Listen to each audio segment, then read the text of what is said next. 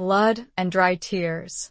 Virginia Ginny Sullivan had always been warned about men like Jack Monroe drifters with silver tongues and hands that knew too much. But when he pulled her into the darkened alley behind the saloon, his fingers rough and knowing, she forgot every warning. He smirked, his breath warm against her ear. "You keep looking at me like that, sweetheart," he murmured. "And I just might take it as an invitation." Chapter 1. A Dust Devil's Bargain. The wind, a restless spirit, whipped through the skeletal branches of the cottonwood trees lining the dusty main street of Redemption, Arizona. It carried the scent of dry earth, distant rain, and the faintest hint of wood smoke from the hearths of the scattered homesteads. Virginia Ginny Sullivan tightened her grip on the worn leather reins, her knuckles bone-white against the faded fabric of her gloves. The buckboard rattled precariously, its wheels protesting every rut and stone in the unforgiving road. She was late. Ginny, at 57, was a woman weathered by the sun and etched with the quiet resilience of a life lived on the frontier. Her hair, once the color of ripe wheat, was now streaked with silver, pulled back severely from a face that held both strength and a lingering sadness. Her eyes, the pale blue of a winter sky, scanned the horizon, searching, always searching, for something she couldn't quite name. Perhaps it was peace. Perhaps it was simply an end to the relentless ache in her heart. Today, the ache was particularly sharp. It was the anniversary of her husband, Thomas's death 5 years gone, swallowed by the same unforgiving land that now held her captive. He'd been a good man, Thomas, steady and predictable, a solid oak in a world of shifting sands. But he'd also been unexciting. Their marriage had been a partnership, a practical arrangement born of necessity and shared loneliness, not of fiery passion. And now, with the ranch struggling, with debts piling higher than the mesas that rimmed their valley, Ginny wondered if she'd ever truly known what it meant to live, to feel. She was on her way to the monthly meeting of the Cattlemen's Association, a gathering of the region's ranchers, a place where deals were struck, alliances forged, and, more often than not, where Ginny felt utterly out of place. She was the only woman who regularly attended, a fact that drew both pitying glances and outright disdain from the hardened men who dominated the room. Old Man Hemlock, with his perpetually sour expression and tobacco-stained beard, had once declared her presence an affront to decency, a sentiment echoed in the subtle smirks and averted gazes of the others. But Ginny persisted. The Sullivan Ranch was her legacy, her burden, and her only connection to a past that was both comforting and suffocating. She wouldn't let it slip away, not without a fight. Even if that fight meant facing down a room full of men who saw her as nothing more than a fragile widow, ripe for the taking. As she approached the outskirts of Redemption, a dust devil spiraled across the road, a miniature whirlwind of dust and debris. It danced and swirled, a fleeting, chaotic ballet of nature's fury. Ginny felt a strange kinship with it, a sense of shared wildness, of being caught in a force larger than herself. And then she saw him. He was leaning against the weathered hitching post outside the Sundown Saloon, a figure seemingly carved from the very landscape itself. Tall and lean, with a shock of dark hair that fell across his brow, he exuded an air of quiet danger, of untamed energy barely held in check. He wore a worn denim shirt, the sleeves rolled up to reveal tanned forearms corded with muscle, and a pair of dusty boots that had seen countless miles. A silver concho belt buckle glinted in the afternoon sun, catching Ginny's eye. It was his eyes, though, that truly held her captive. They were the color of dark amber, flecked with gold, and they seemed to burn with an intensity that made her breath catch in her throat. He was watching the dust devil, a faint smile playing on his lips, as if he understood its chaotic dance, as if he were part of it. This was Jack Monroe. She knew it instinctively, even before Sheriff Brody had reluctantly confirmed her suspicions with a grim shake of his head earlier that week. "He's trouble, Ginny," Brody had warned, his voice low and gravelly. "Drifter. Gun for hire, some say. Best to steer clear." But Ginny, in that moment, felt a pull towards him, a dangerous magnetism that defied logic and reason. It was the same feeling she'd had as a young girl, standing on the edge of a precipice, drawn to the dizzying drop below. It was foolish, reckless, and utterly irresistible. The dust devil dissipated, leaving a lingering stillness in the air. Jack Monroe pushed himself away from the hitching post, his movements fluid and graceful, like a predator stalking its prey. He turned his gaze towards Ginny, his eyes locking with hers. The smile vanished, replaced by a look of cool appraisal, of something that bordered on challenge. He didn't speak. He didn't need to. The air crackled with unspoken tension, with the weight of 1,000 unasked questions. Ginny felt her heart pounding against her ribs, a frantic rhythm that echoed the wildness of the wind, the untamed spirit of the land. She knew, with a certainty that chilled her to the bone, that this man, this stranger with the dangerous eyes and the haunted past, was going to change everything. He was a storm brewing on the horizon, and she was standing directly in its path. And, God help her, she didn't want to move. She felt a shiver that had nothing to do with the desert air and everything to do with the dangerous promise in his eyes. She knew she should ride on, pretend she hadn't seen him, but her hands seemed frozen on the reins. Chapter 2. The Shadow of Sundown Saloon. The Sundown Saloon was a dim, cavernous space, smelling of stale beer, sweat, and the ghosts of 1,000 broken dreams. Sunlight struggled to penetrate the grimy windows, leaving the interior in a perpetual state of twilight. The air hung heavy with the murmur of conversations, the clinking of glasses, and the occasional burst of raucous laughter. Ginny paused just inside the doorway, her eyes adjusting to the gloom, her hand instinctively going to the small, worn derringer she kept tucked in her reticule. It was a foolish precaution, perhaps, but it offered a sliver of comfort in this male-dominated world. She spotted the Cattlemen's Association members gathered around a large, scarred table at the back of the room. The usual suspects were present. Old Man Hemlock, his face a roadmap of wrinkles and disapproval. Jedediah Stone, a burly rancher with a booming voice and a reputation for ruthlessness, and young Thomas Cartwright, the ambitious heir to the largest ranch in the territory, his eyes constantly scanning the room, assessing, calculating. They were all there, their faces etched with the harsh realities of frontier life, their hands calloused from years of working the land. As Ginny made her way towards the table, she felt their eyes on her, weighing her, judging her. She kept her head high, her back straight, refusing to show any sign of weakness. She'd learned long ago that in this world, vulnerability was a liability, an invitation for predators to circle. Well, look what the wind blew in, Hemlock drawled, his voice dripping with sarcasm. Mrs. Sullivan, gracing us with her presence. To what do we owe the honor? Ginny ignored the jibe, her gaze fixed on the empty chair at the table. I'm here for the meeting, same as you, Hemlock, she replied, her voice steady and even. Seems a waste of a perfectly good chair, Stone muttered, loud enough for everyone to hear. Don't see what business a woman has meddling in men's affairs. Ginny felt a flush of anger rise to her cheeks, but she forced herself to remain calm. She'd dealt with this kind of prejudice for years, and she knew that losing her temper would only play into their hands. My husband's affairs are my affairs, Mr. Stone, she said, her voice tight with suppressed emotion. And the Sullivan Ranch is still a member of this association, last I checked. Cartwright, ever the opportunist, intervened smoothly. Gentlemen, he said, his voice a silken purr. Let's not be uncivil. Mrs. Sullivan is, of course, welcome to join us. We all have a vested interest in the prosperity of this region, regardless of gender. His words were polite, but his eyes held a glint of something else, something that made Ginny uneasy. She'd heard rumors of Cartwright's ambition, of his desire to expand his holdings, to consolidate his power. And she knew that the Sullivan Ranch, with its prime grazing land and access to the vital water source of the Whispering River, was a tempting target. As Ginny took her seat, she felt a presence behind her, a subtle shift in the air.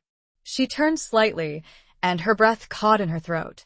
Jack Monroe was standing near the bar, his back to the wall, his eyes fixed on her. He was even more striking up close, his features sharper, his presence more intense. He held a glass of whiskey in his hand, swirling the amber liquid slowly, his gaze never leaving her face. There was a flicker of something in his eyes. Recognition? Curiosity? Warning? Ginny couldn't decipher it, but it sent a shiver down her spine. He hadn't said a word to her outside, and yet she felt as if they'd already engaged in a silent conversation, a dangerous dance of attraction and apprehension. The meeting began, the men discussing the usual concerns, cattle prices, water rights, the threat of rustlers. Ginny listened attentively, interjecting occasionally with a question or a comment, trying to assert her presence, to make her voice heard. But her mind kept drifting back to the man at the bar, to the unsettling intensity of his gaze. She noticed that he wasn't drinking, merely holding the glass, his knuckles white around the rim. He seemed to be observing everything, taking in the scene, assessing the players. He was like a wolf in a sheep pen, silent, watchful, waiting for the opportune moment to strike. The discussion turned to the recent increase in outlaw activity in the region. A notorious gang, known as the Shadow Riders, had been terrorizing the smaller ranches, stealing cattle, and leaving a trail of violence in their wake. Sheriff Brody had been unable to track them down, and the ranchers were growing increasingly desperate. "We need to take matters into our own hands," Stone declared, slamming his fist on the table. "Form a posse, hunt these bastards down, and string them up. We need to be careful," Cartwright cautioned, his voice smooth and reasonable. "We don't want to escalate the situation, turn this into an all-out war. War is already upon us," Hemlock snarled. "And we need to fight fire with fire." Ginny felt a knot of fear tighten in her stomach. The Shadow Riders were a ruthless bunch, and she knew that the Sullivan Ranch, isolated and vulnerable, was a prime target. She'd lost sleep worrying about them, imagining the worst, picturing her ranch hands, loyal and brave, but few in number, overwhelmed by the outlaws' brutal force. As the debate raged on, Ginny noticed that Jack Monroe had moved closer, his presence a silent, unsettling force in the room. He was leaning against a pillar, his arms crossed, his eyes still fixed on her. He seemed to be listening intently to the conversation, his expression unreadable. Suddenly, he straightened up, his gaze shifting from Ginny to the men at the table. He took a step forward, his voice low and resonant, cutting through the din of the argument. "You're wasting your time," he said, his words carrying a weight that silenced the room. "The Shadow Riders aren't just some ragtag bunch of thieves. They're organized, disciplined, and they have connections in high places." The ranchers stared at him, their faces a mixture of surprise and suspicion. Hemlock, ever the skeptic, scoffed. "And you would know this how?" Jack Monroe's eyes narrowed, a flicker of anger crossing his face. "Let's just say I have experience with their kind." He paused, his gaze sweeping the room, a challenge. "I could help you, but it would come at a price." Ginny's throat felt dry. What was he proposing? And why was he looking at her as he said it? Chapter 3. Whispers in the Barren Wind.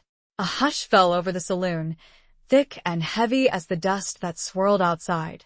All eyes were on Jack Monroe, the enigmatic stranger who had dared to interrupt the heated debate, offering his services with a confidence that bordered on arrogance.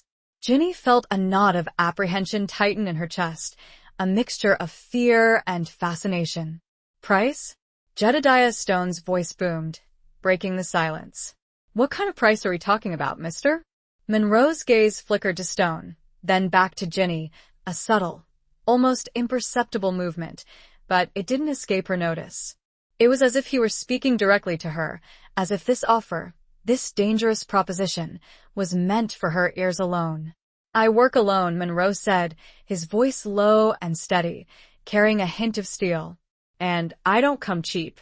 I'll need information, resources, and a guarantee that I'll be left to do what needs to be done, without interference." "Interference?" Hemlock scoffed. "We're the ones hiring you, mister. We have a right to know what you're planning." Monroe's lips curled into a faint, sardonic smile. "You're hiring me to deal with a problem you can't handle yourselves," he said. And trust me, you don't want to know the details. It's better that way. Cleaner. Ginny felt a chill run down her spine.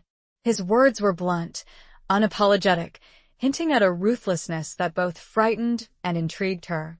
She'd always believed in the law, in order and justice, but she also knew that the frontier was a place where the lines often blurred, where survival sometimes demanded a different kind of morality. Cartwright, ever the diplomat, stepped forward, his voice smooth and conciliatory. "Mr. Monroe, I understand your discretion," he said. "But surely you can appreciate our concerns. We need some assurance that you're not going to make the situation worse, stir up more trouble than you solve."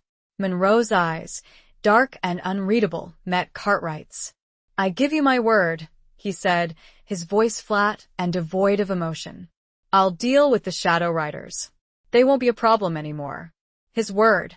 Ginny wondered what that was worth, coming from a man with a past shrouded in shadows, a man who carried himself with the air of someone who had seen and done things that most people couldn't even imagine.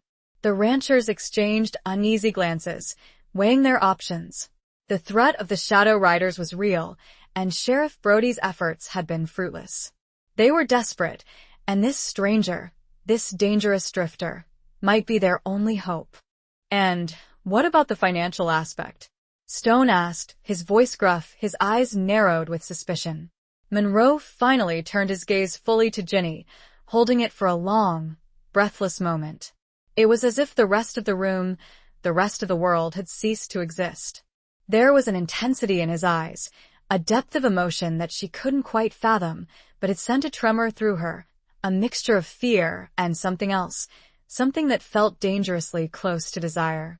"I'll discuss that with Mrs. Sullivan," he said, his voice low and intimate, as if they were sharing a secret. Privately. The room erupted in a chorus of protests. "What's this?" Hemlock exclaimed. "Why Mrs. Sullivan? She's just one member of the association." "She's the one most at risk," Monroe replied, his voice cutting through the noise. "And she's the one I'll be working for." Ginny felt her heart pounding in her chest, her cheeks flushed with a mixture of anger and excitement. He was presumptuous, arrogant, taking control of the situation without even consulting her. And yet, there was something about his confidence, his unwavering gaze, that made her feel safe, protected, for the first time in a long time. "I haven't agreed to anything," Ginny said, her voice stronger than she felt. "I need to know more, understand what you're proposing." Monroe nodded, a flicker of respect in his eyes. "Of course," he said. "Meet me outside after the meeting. We'll talk." He turned and walked back to the bar, his movements fluid and graceful, leaving Ginny to face the barrage of questions and accusations from the other ranchers. "Are you out of your mind, Ginny?" Stone demanded. "You can't trust this man. He's a gunslinger, a killer." "He might be our only chance," Ginny replied, her voice firm, though her hands were trembling. "We're running out of options." "He's playing you, Ginny," Hemlock warned, his voice laced with concern, a rare crack in his usual gruff demeanor. "He sees you as an easy mark, a vulnerable widow." Ginny bristled at his words, but she couldn't deny the truth in them. She was vulnerable, and Monroe, with his dangerous charm and his air of mystery, had seen that vulnerability, exploited it. But she also sensed something else in him, something beneath the surface, a hint of honor, perhaps, or a shared understanding of the harsh realities of the frontier. The meeting continued, but Ginny found it difficult to concentrate. Her mind was racing, replaying the encounter with Monroe, trying to decipher his motives, to understand the strange, unsettling attraction she felt towards him. As the meeting finally adjourned, Ginny felt a hand on her arm, a light, gentle touch that sent a shiver through her. It was Cartwright, his eyes filled with a concern that seemed genuine. "Ginny, be careful," he said, his voice low and earnest. "This man, he's dangerous. I don't want to see you get hurt." Ginny looked at him, searching his face for any sign of deception, but she found none. He seemed truly worried about her, and she felt a pang of guilt for her earlier suspicions. "Thank you, Thomas," she said, her voice softening. "I appreciate your concern, but I have to do what I think is best for the ranch, for my people." She pulled her arm away, gently but firmly, and walked towards the door, leaving Cartwright standing there, his face etched with a mixture of disappointment and something else, something that Ginny couldn't quite place. She pushed the unsettling feeling down and stepped out into the evening air. The wind had picked up, and dust swirled around her. She found him waiting. He stood near her buckboard, silhouetted by the last fading rays of the setting sun. Chapter 4. The Price of a Stolen Glance. The air was cooler now, the harsh desert heat giving way to the chill of the approaching night. The wind whipped Ginny's hair around her face, carrying the scent of sage and dust, and the distant howl of a coyote echoed across the vast, empty landscape. Jack Monroe stood silhouetted against the fading light, his figure tall and imposing, his presence a tangible force in the gathering darkness. He watched her approach, his eyes, those unsettling amber eyes, fixed on her with an intensity that made her heart beat faster. He didn't speak, didn't offer a greeting, simply waited, his silence a challenge, an invitation. Ginny stopped a few feet away from him, her hand instinctively going to the worn leather of her reticule, where the derringer rested. It was a small, almost insignificant weapon, but it offered a sliver of comfort, a reminder that she wasn't completely defenseless. "You wanted to talk," she said, her voice steady, though her pulse was racing. She needed to maintain control, to show him that she wasn't intimidated, even though every instinct screamed at her to be wary. Monroe nodded, his gaze never leaving her face. "I did," he said, his voice low and gravelly, carrying the weight of unspoken stories, of a past lived on the edge. "I told him I'd help. But my help comes at a price." Ginny braced herself, her mind racing through the possibilities. Money, of course, that was the obvious answer. But she suspected that his price, whatever it was, would be far more complicated, far more personal. "What price?" she asked, her voice barely a whisper, the wind threatening to snatch the words away. He took a step closer, his presence overwhelming, his scent, a mixture of leather, gunpowder, and something wilder, something untamed, filling her senses. Ginny held her ground, refusing to back down, though her heart was pounding against her ribs like a trapped bird. "I need information," he said, his voice a low rumble, his breath warm against her ear. "About the Shadow Riders, their movements, their connections. You know this land, these people. You hear things, see things that others miss." Ginny nodded slowly, her mind already sifting through the fragments of information she'd gathered over the years, the whispers and rumors, the subtle signs of unrest and discontent. She knew more than she let on, had always kept her ears open, her eyes peeled, a survival instinct honed by years of living on the frontier. "And?" she prompted, her voice tight with anticipation. He paused, his gaze searching her face, as if trying to gauge her trustworthiness, her willingness to play his dangerous game. And he continued, his voice dropping to a near whisper, "I need access."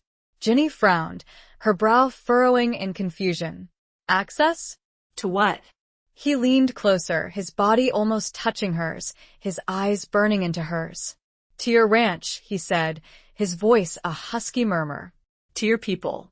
I need to be able to move freely, to observe, to gather intelligence." Without raising suspicion, Ginny's breath caught in her throat. His request was audacious, dangerous, bordering on insane. To allow this man, this stranger with a reputation for violence, to infiltrate her ranch, to get close to her people, it was a risk she wasn't sure she was willing to take. "That's impossible," she said, her voice shaking slightly. "My ranch hands are loyal, suspicious of outsiders. They wouldn't trust you." Monroe's lips curled into a faint, almost imperceptible smile. "They'll trust you," he said, his voice confident, assured. "And you'll tell them to trust me." Ginny stared at him, her mind reeling. He was right, of course.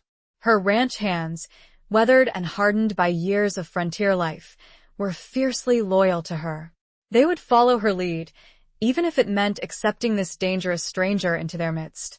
But the thought of doing so, of placing her trust in a man she barely knew, a man who carried himself with the air of a predator, filled her with a sense of unease, of foreboding. "Why me?" she asked, her voice a desperate plea, her eyes searching his for answers. "Why not Cartwright or Stone? They have larger ranches, more resources." His gaze softened, a flicker of something that might have been empathy crossing his face. "Because they wouldn't understand," he said, his voice low and sincere. "They wouldn't be willing to take the necessary risks." And because he paused, his eyes locking with hers, his voice dropping to a whisper. "Because I see something in you, Mrs. Sullivan. A strength, a resilience, a fire that hasn't been extinguished. Not yet." His words struck a chord deep within her, resonating with the unspoken longings, the buried desires that she had kept hidden for so long. He saw her, truly saw her, not as a fragile widow, but as a woman of strength, a woman capable of facing the harsh realities of the frontier. And that recognition, that acknowledgement, was more intoxicating than any whiskey she'd ever tasted. But it was also terrifying, because with that recognition came a responsibility, a burden that she wasn't sure she was ready to bear. To trust this man, to open herself up to the possibility of danger, of betrayal, it was a gamble, a reckless leap of faith. "And what if I refuse?" she asked, her voice trembling, her eyes searching his for any sign of weakness, any hint of doubt. His gaze hardened, the flicker of empathy vanishing, replaced by a cold, calculating look. "Then you're on your own," he said, his voice flat and devoid of emotion. "And the Shadow Riders will come for you, for your ranch, for everything you hold dear. And you'll have no one to blame but yourself." His words were a threat, a stark reminder of the precariousness of her situation, of the dangers that lurked in the shadows. She was trapped, caught between a rock and a hard place, forced to choose between two equally perilous options. She looked at him, at the hard lines of his face, the intensity of his gaze, and she knew that she had no choice. She was a gambler at heart, and she was about to place the biggest bet of her life. "All right, Mr. Monroe," she said, her voice heavy, filled with a mixture of resignation and a flicker of defiance. "You have a deal." The wind seemed to sigh around them, as if it had been holding its breath, waiting for her answer. He simply nodded. Chapter 5. Beneath a sky of broken promises. The ride back to the Sullivan Ranch was a silent, tense affair. Ginny drove the buckboard, her hands tight on the reins, her mind racing with a mixture of apprehension and anticipation. Jack Monroe rode alongside her on a magnificent black stallion, his presence a constant, unsettling reminder of the bargain she had struck, the dangerous path she had chosen. The landscape unfolded around them, vast and desolate, bathed in the soft, ethereal glow of the rising moon. The sky was a canvas of deep indigo, studded with a million shimmering stars, a breathtaking spectacle that usually filled Ginny with a sense of peace, of belonging. But tonight, the beauty of the night sky only served to amplify her unease, to highlight the fragility of her world, the precariousness of her existence. She stole glances at Monroe, trying to decipher the enigmatic expression on his face, to understand the thoughts and emotions hidden beneath his stoic exterior. He rode with an easy grace, his body moving in perfect harmony with the rhythm of his horse, as if he were a part of the animal, a creature of the wild. He seemed completely at ease in the darkness, in the silence, as if he were more comfortable in the shadows than in the light. Ginny wondered about his past, about the experiences that had shaped him, that had made him the man he was. She imagined a life filled with hardship, with violence, with loss. She sensed a deep sadness in him, a weariness that resonated with her own, a shared understanding of the pain and sorrow that were an inevitable part of life on the frontier. But she also sensed something else, something that both intrigued and frightened her. A strength, a resilience, a determination that bordered on ruthlessness. He was a man who had survived, who had learned to fight, to kill, to do whatever it took to protect himself, to achieve his goals. And that made him dangerous, unpredictable, a force to be reckoned with. As they approached the ranch, Ginny could see the flickering lamplight in the windows of the main house, a beacon of warmth and safety in the vast darkness. She felt a surge of relief, a sense of coming home, but it was tinged with a sense of foreboding. She was bringing a stranger into her home, a man who could potentially disrupt the fragile peace she had so carefully cultivated, who could endanger the lives of the people she cared about. She pulled the buckboard to a halt in front of the house, her heart pounding in her chest. The ranch hands, alerted by the sound of the approaching wagon, emerged from the bunkhouse, their faces etched with suspicion, their hands hovering near their holsters. They were a loyal, tight-knit group, hardened by years of working the land, and they were fiercely protective of Ginny and the ranch. Ginny climbed down from the buckboard, her legs stiff from the long ride. She turned to face her men, her voice steady and calm, though her hands were trembling. "This is Jack Monroe," she said, her voice carrying across the yard. "He'll be staying with us for a while. He's here to help."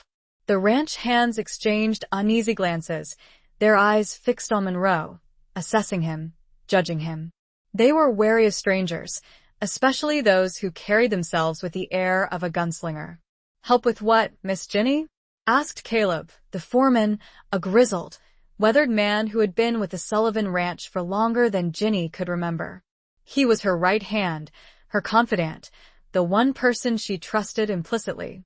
Ginny hesitated, choosing her words carefully. "With the outlaw problem," she said, her voice vague, avoiding the specifics.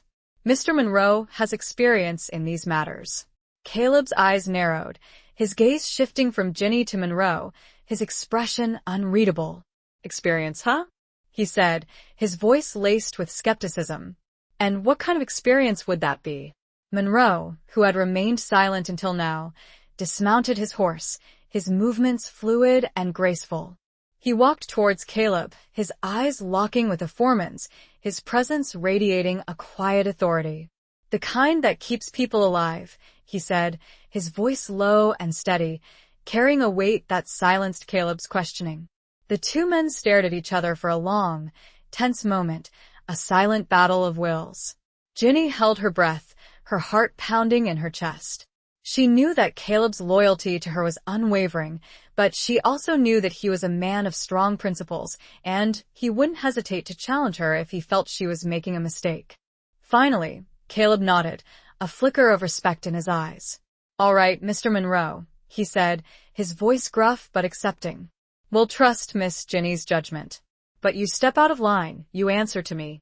Monroe's lips curled into a faint smile. "Fair enough," he said. Ginny let out a sigh of relief, her body slumping slightly. The first hurdle had been cleared, but she knew that the challenges were far from over. She had brought a wolf into the fold, and she could only hope that she wouldn't live to regret it. As she led Monroe towards the main house, she felt his gaze on her, a warm, unsettling presence that sent a shiver down her spine. She wondered what he was thinking, what he was planning. She had made a bargain with the devil, and she knew that she would have to pay the price, sooner or later. The sky above was full of stars, cold and distant, like the promises whispered and broken in the harsh light of the frontier. She wondered if any were watching over her, or if she was truly alone in this gamble. He was close behind her, too close, and she shivered. Chapter 6. The Devil's Due and a Lady's Heart. The main house of the Sullivan Ranch was a modest but comfortable structure, built of sturdy logs and weathered stone. It had been Thomas's pride and joy, and Ginny had tried to maintain it in his memory, keeping it clean and tidy, a refuge from the harsh realities of the outside world. But lately, the house had felt more like a prison than a sanctuary, a constant reminder of her loneliness, her isolation. As she led Jack Monroe through the front door, she felt a strange sense of unease, as if she were inviting a stranger into her most private space, violating the sanctity of her home. He followed her silently, his eyes taking in the surroundings, assessing, observing. He seemed to miss nothing, his gaze lingering on the worn furniture, the faded photographs on the mantelpiece, the small, personal touches that revealed Ginny's character, her history. The house was filled with the scent of wood smoke and beeswax, a familiar, comforting aroma that usually soothed Ginny's soul. But tonight, the scent seemed to heighten her anxiety, to amplify the tension that crackled between her and Monroe. She showed him to the spare bedroom, a small, sparsely furnished room at the back of the house. It had been Thomas's study, and Ginny had rarely used it since his death. The room still held his scent, a faint trace of tobacco and leather, a ghostly reminder of his presence. "This will be your room," she said, her voice flat and devoid of emotion. "It's basic, but it should be comfortable enough." Monroe nodded, his gaze sweeping the room, his expression unreadable. "It'll do," he said, his voice noncommittal. He placed his saddlebags on the floor, his movements deliberate, economical. He seemed to travel light, carrying only the essentials, a testament to his nomadic lifestyle, his detachment from material possessions. Ginny stood awkwardly in the doorway, unsure what to say, what to do. She felt a strange mixture of apprehension and curiosity. She wanted to know more about this man, this enigmatic stranger who had entered her life so abruptly, who had turned her world upside down. "I'll leave you to get settled," she said, her voice stammering slightly. "Dinner will be ready in an hour. Caleb usually prepares it." Monroe turned to face her, his eyes, those intense amber eyes, locking with hers. "Thank you, Mrs. Sullivan," he said, his voice low and surprisingly gentle. Ginny felt a blush rise to her cheeks, a warmth that spread through her body. It was the first time he had addressed her with any degree of respect, of courtesy. And it caught her off guard, disarming her, making her feel vulnerable. "Ginny," she said, her voice barely a whisper. "Please call me Ginny." A flicker of surprise crossed his face, followed by a faint, almost imperceptible smile. "Ginny," he repeated, his voice lingering on the name, as if savoring the sound of it. The silence stretched between them, thick and heavy with unspoken emotions. Ginny felt her heart pounding in her chest, her breath coming in short, shallow gasps. She was acutely aware of his presence, of his proximity, of the raw, untamed energy that emanated from him. He took a step closer, his body almost touching hers, his eyes burning into hers. Ginny held her ground, refusing to back down, though her knees were trembling. She was playing a dangerous game, tempting fate, inviting disaster. But she couldn't help herself. She was drawn to him, to his darkness, to his strength, like a moth to a flame. "Ginny," he said again, his voice a husky murmur, his breath warm against her ear. "You're playing with fire." Ginny met his gaze, her eyes defiant, her chin lifted. "Maybe I like the heat," she whispered, her voice trembling, betraying her bravado. He reached out, his hand gently touching her cheek, his fingers tracing the line of her jaw. Ginny shivered at his touch, her body responding involuntarily to his nearness. It was a simple gesture, a fleeting moment of contact, but it sent a jolt of electricity through her, awakening desires that she had long suppressed, that she had thought were dead and buried. He leaned closer, his lips almost touching hers, his eyes searching her face, questioning, probing. Ginny held her breath, her heart pounding in her chest, her body aching for his touch. She knew it was wrong, foolish, reckless, but she couldn't resist. She was drowning in his gaze, lost in the moment, consumed by a desire that defied logic, that defied reason. But then, just as their lips were about to meet, he pulled away, his hand dropping to his side, his expression hardening. He stepped back, creating a distance between them, a barrier that felt both physical and emotional.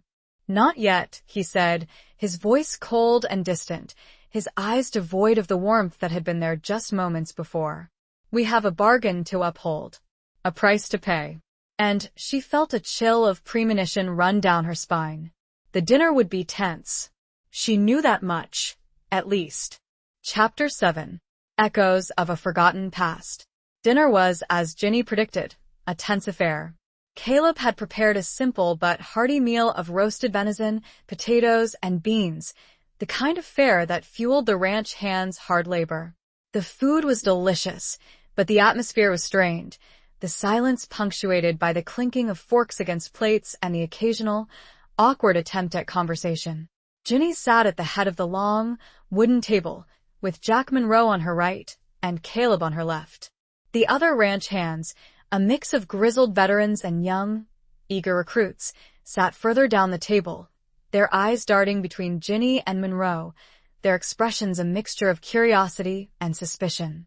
Monroe ate sparingly, his movements deliberate, his attention seemingly focused on his plate. He spoke only when spoken to, answering questions with curt, monosyllabic replies. He seemed to be deliberately keeping himself aloof, maintaining a distance from the others, as if he were wary of forming any attachments, any connections. Ginny tried to make small talk, to ease the tension, but her efforts felt forced, unnatural.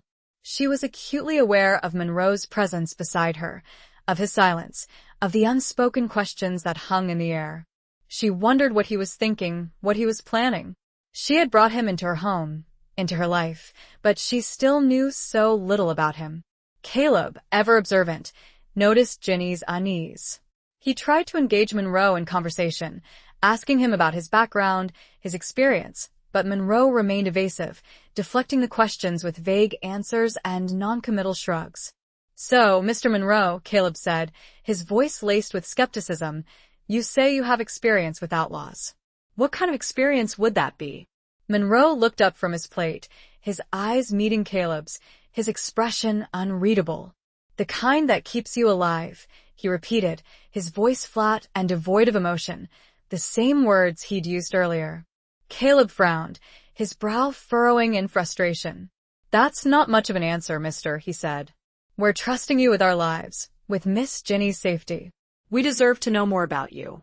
Monroe's lips curled into a faint, sardonic smile. "You'll know what you need to know when you need to know it," he said. "Trust me, it's better that way." Ginny felt a surge of anger rise within her. Monroe's arrogance, his refusal to be open, to be vulnerable, was infuriating.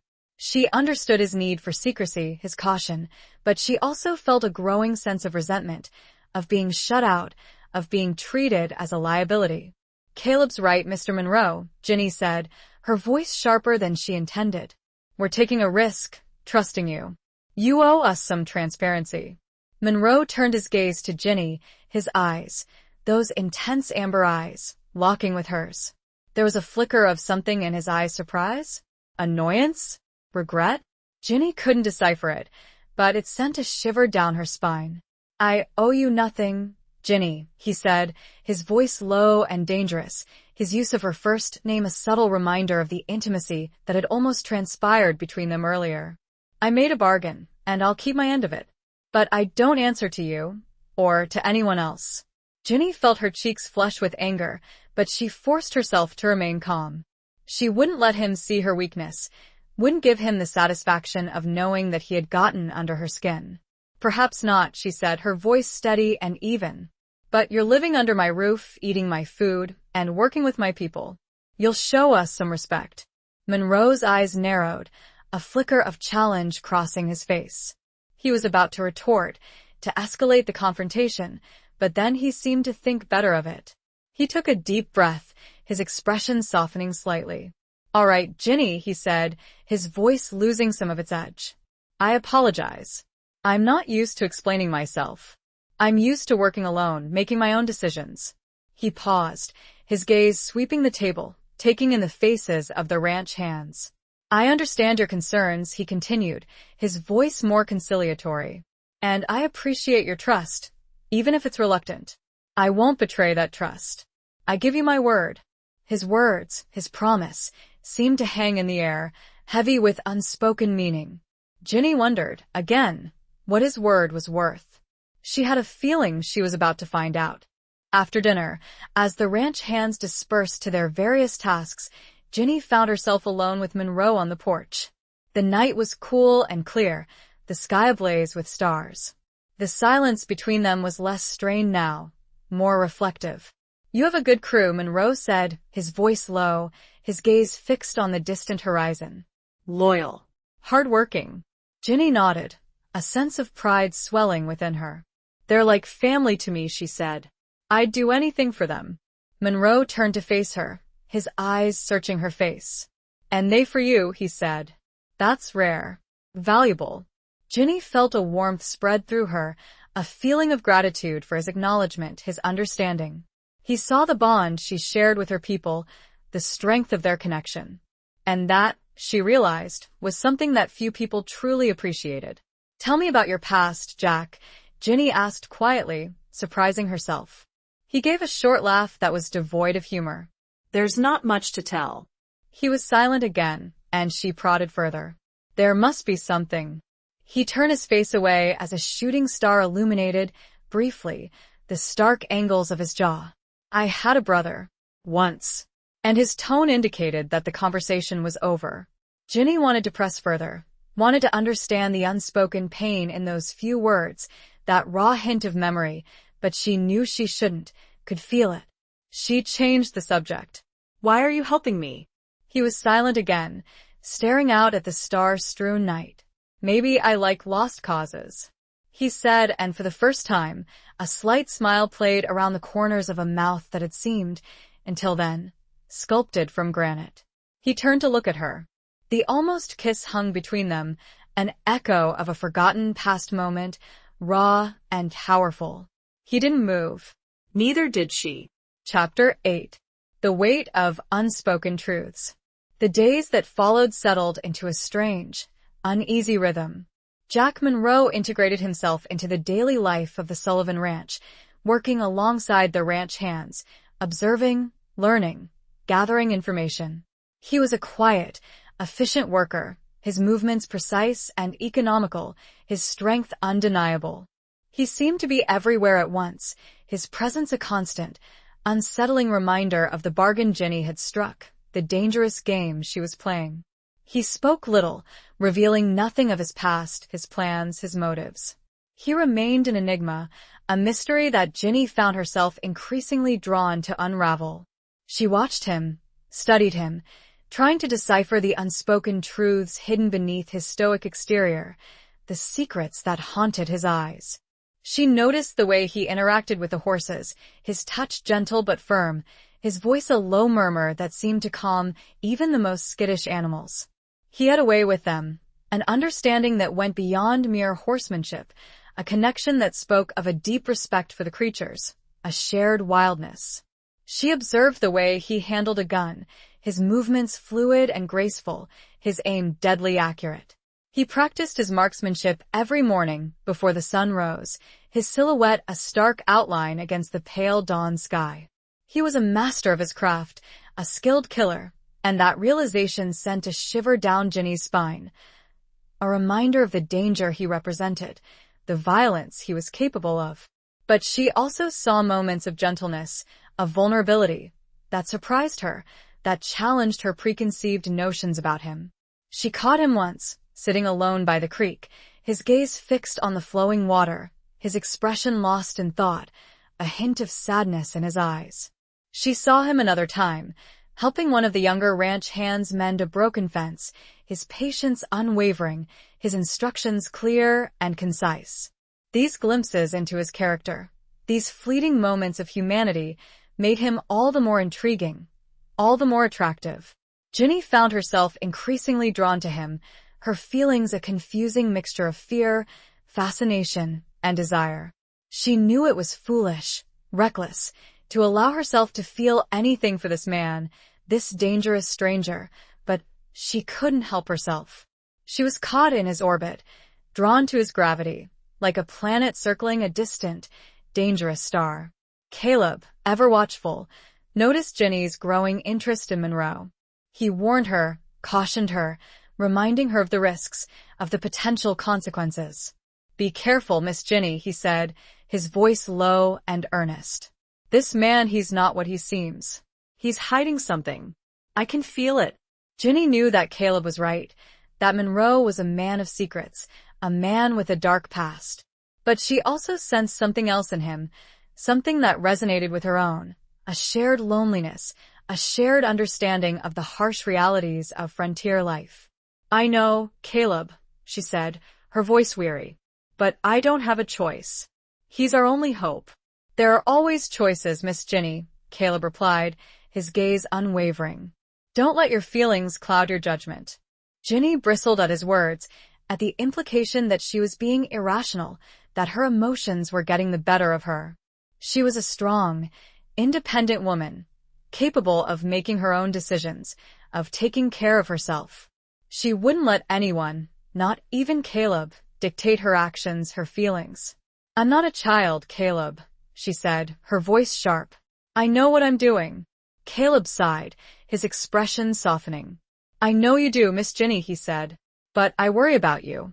You've been through so much. I don't want to see you get hurt again." Ginny felt a pang of guilt, a wave of remorse for her harsh words. Caleb was only looking out for her, protecting her as he had always done. He was her friend, her confidant, the one person she could always rely on. "I appreciate your concern, Caleb," she said, her voice softening. "But I'll be all right. I can handle this."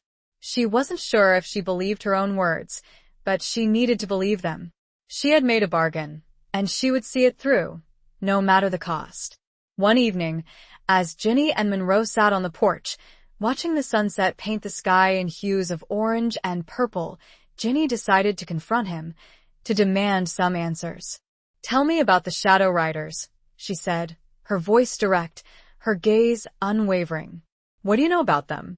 Monroe hesitated, his expression unreadable. He seemed to be weighing his options, deciding how much to reveal, how much to keep hidden. "They're more than just outlaws, Ginny," he said finally, his voice low and serious. "They're a network, a conspiracy that reaches far beyond this territory. They have connections, powerful connections." Ginny felt a chill run down her spine. His words confirmed her worst fears, the suspicions that had been gnawing at her for weeks. The Shadow Riders were not just a local threat, they were part of something larger, something more sinister. "Who?" she asked, her voice barely a whisper. "Who are their connections?" Monroe's eyes narrowed, a flicker of anger crossing his face. "That's what I'm trying to find out," he said. "But it's dangerous, Ginny. Deadly dangerous. The less you know, the better." Ginny felt a surge of frustration, of resentment. He was still keeping her in the dark, still treating her as an outsider, a liability. She was tired of his secrets, his evasiveness. She deserved to know the truth, the whole truth. "I'm not afraid, Jack," she said, her voice firm, her eyes challenging him. "I need to know. I need to understand what we're up against." He looked at her, his gaze searching her face, as if trying to gauge her sincerity, her determination.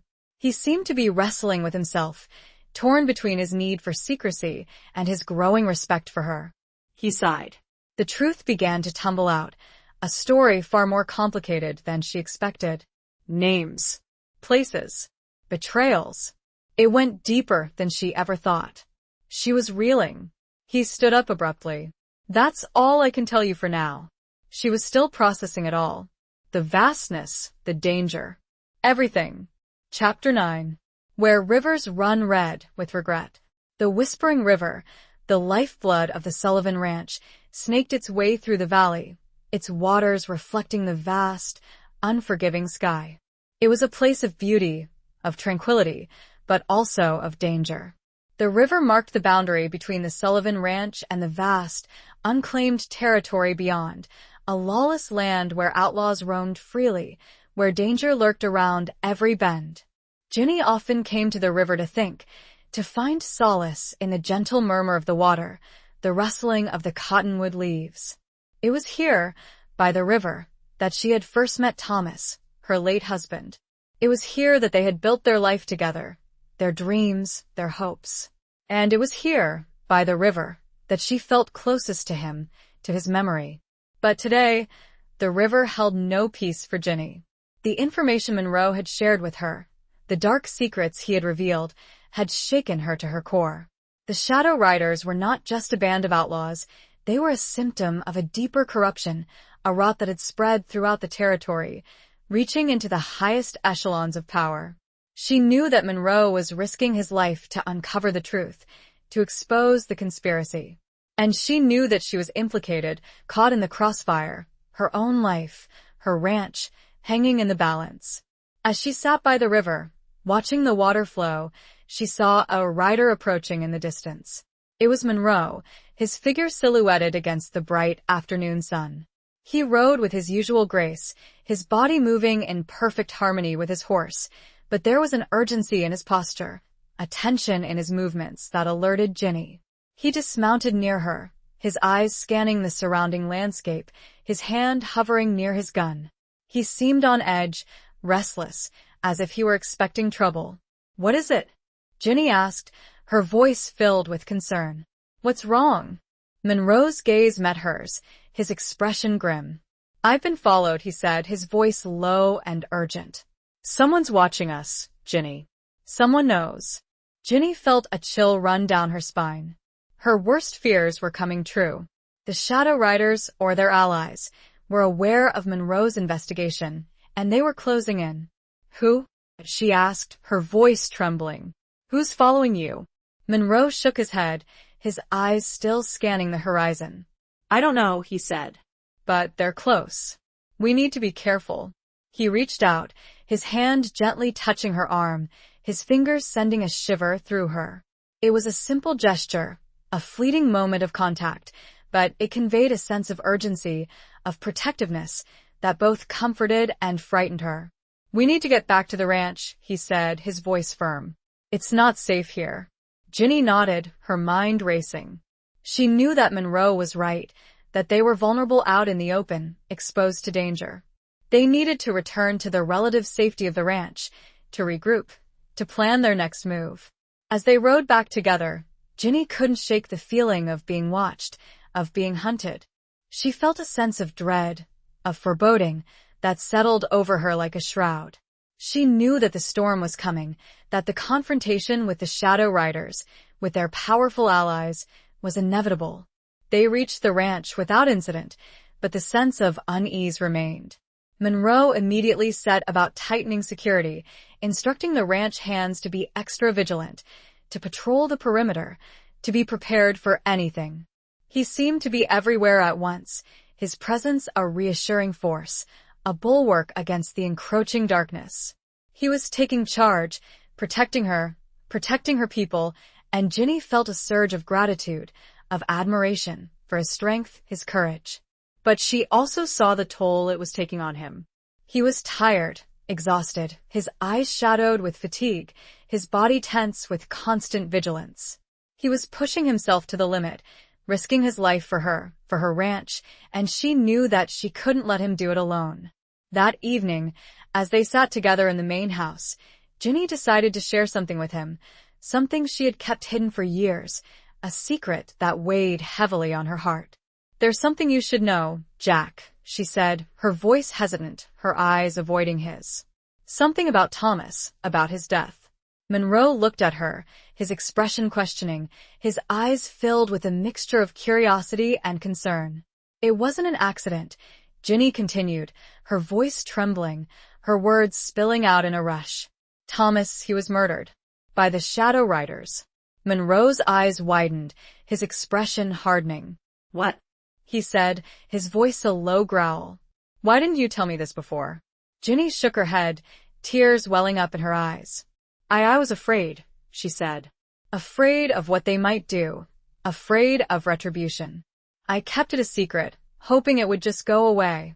She explained how she found him, how she'd known, instinctively, that it was no accident involving a spooked horse, as the official report stated.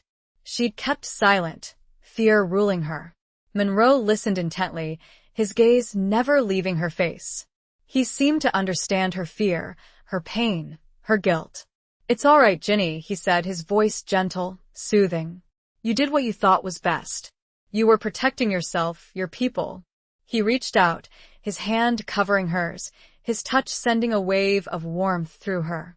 It was a gesture of comfort, of support, and Ginny felt a surge of gratitude, of love, for this man, this dangerous stranger who had become her protector, her confidant.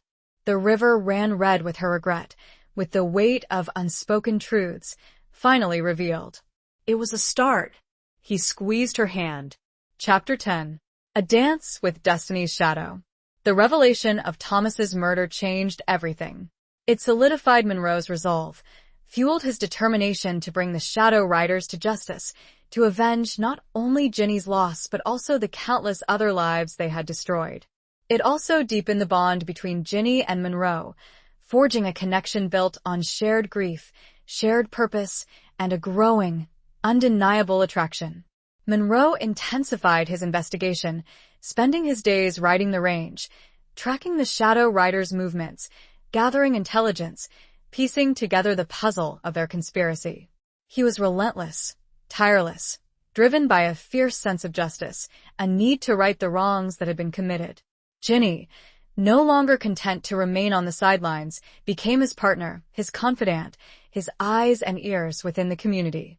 She used her connections, her knowledge of the land and its people, to gather information, to identify potential allies, to uncover hidden clues. She discovered that Sheriff Brody, the man who had dismissed Thomas's death as an accident, was deeply in debt to Cartwright, the ambitious rancher who had his eye on the Sullivan Ranch. She learned that Old Man Hemlock, despite his gruff exterior and his public disdain for her, had secretly been loaning money to struggling ranchers, helping them keep their land out of Cartwright's grasp. And she uncovered a network of whispers and rumors, hints of a secret alliance between some of the most prominent figures in the territory, a conspiracy that reached far beyond the borders of redemption. The more they learned, the more dangerous their situation became. They were playing a deadly game, dancing with destiny's shadow, and they knew that one wrong move could cost them everything.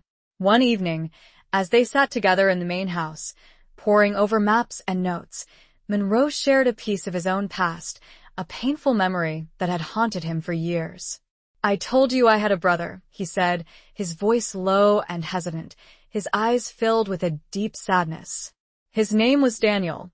He was younger than me, more idealistic. He believed in the law, in justice. He wanted to make a difference." He paused, his gaze drifting to the window, his mind lost in the past.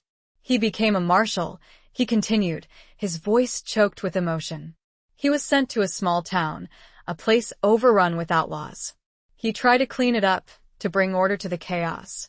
But he was betrayed by the people he trusted, the people he was sworn to protect. He fell silent, his body tense with suppressed anger, his hands clenched into fists.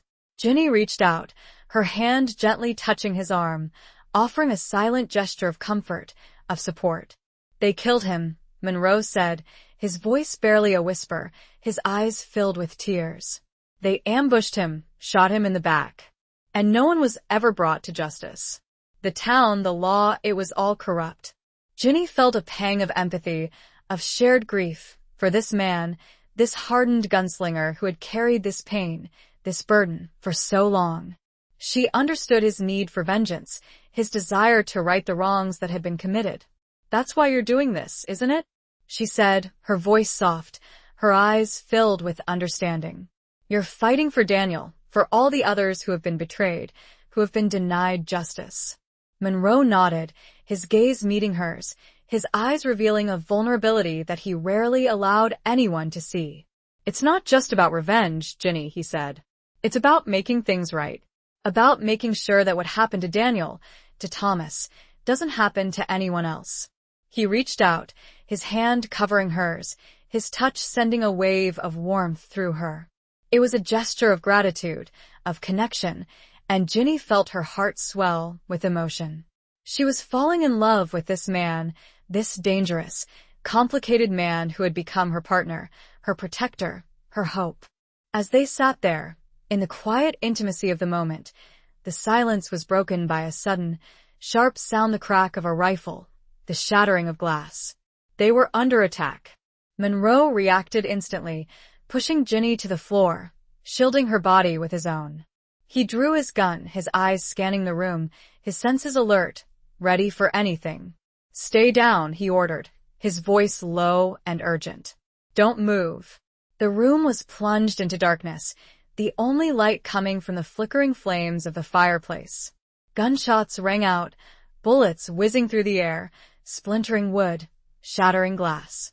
The ranch hands, alerted by the commotion, returned fire, their shots echoing in the night.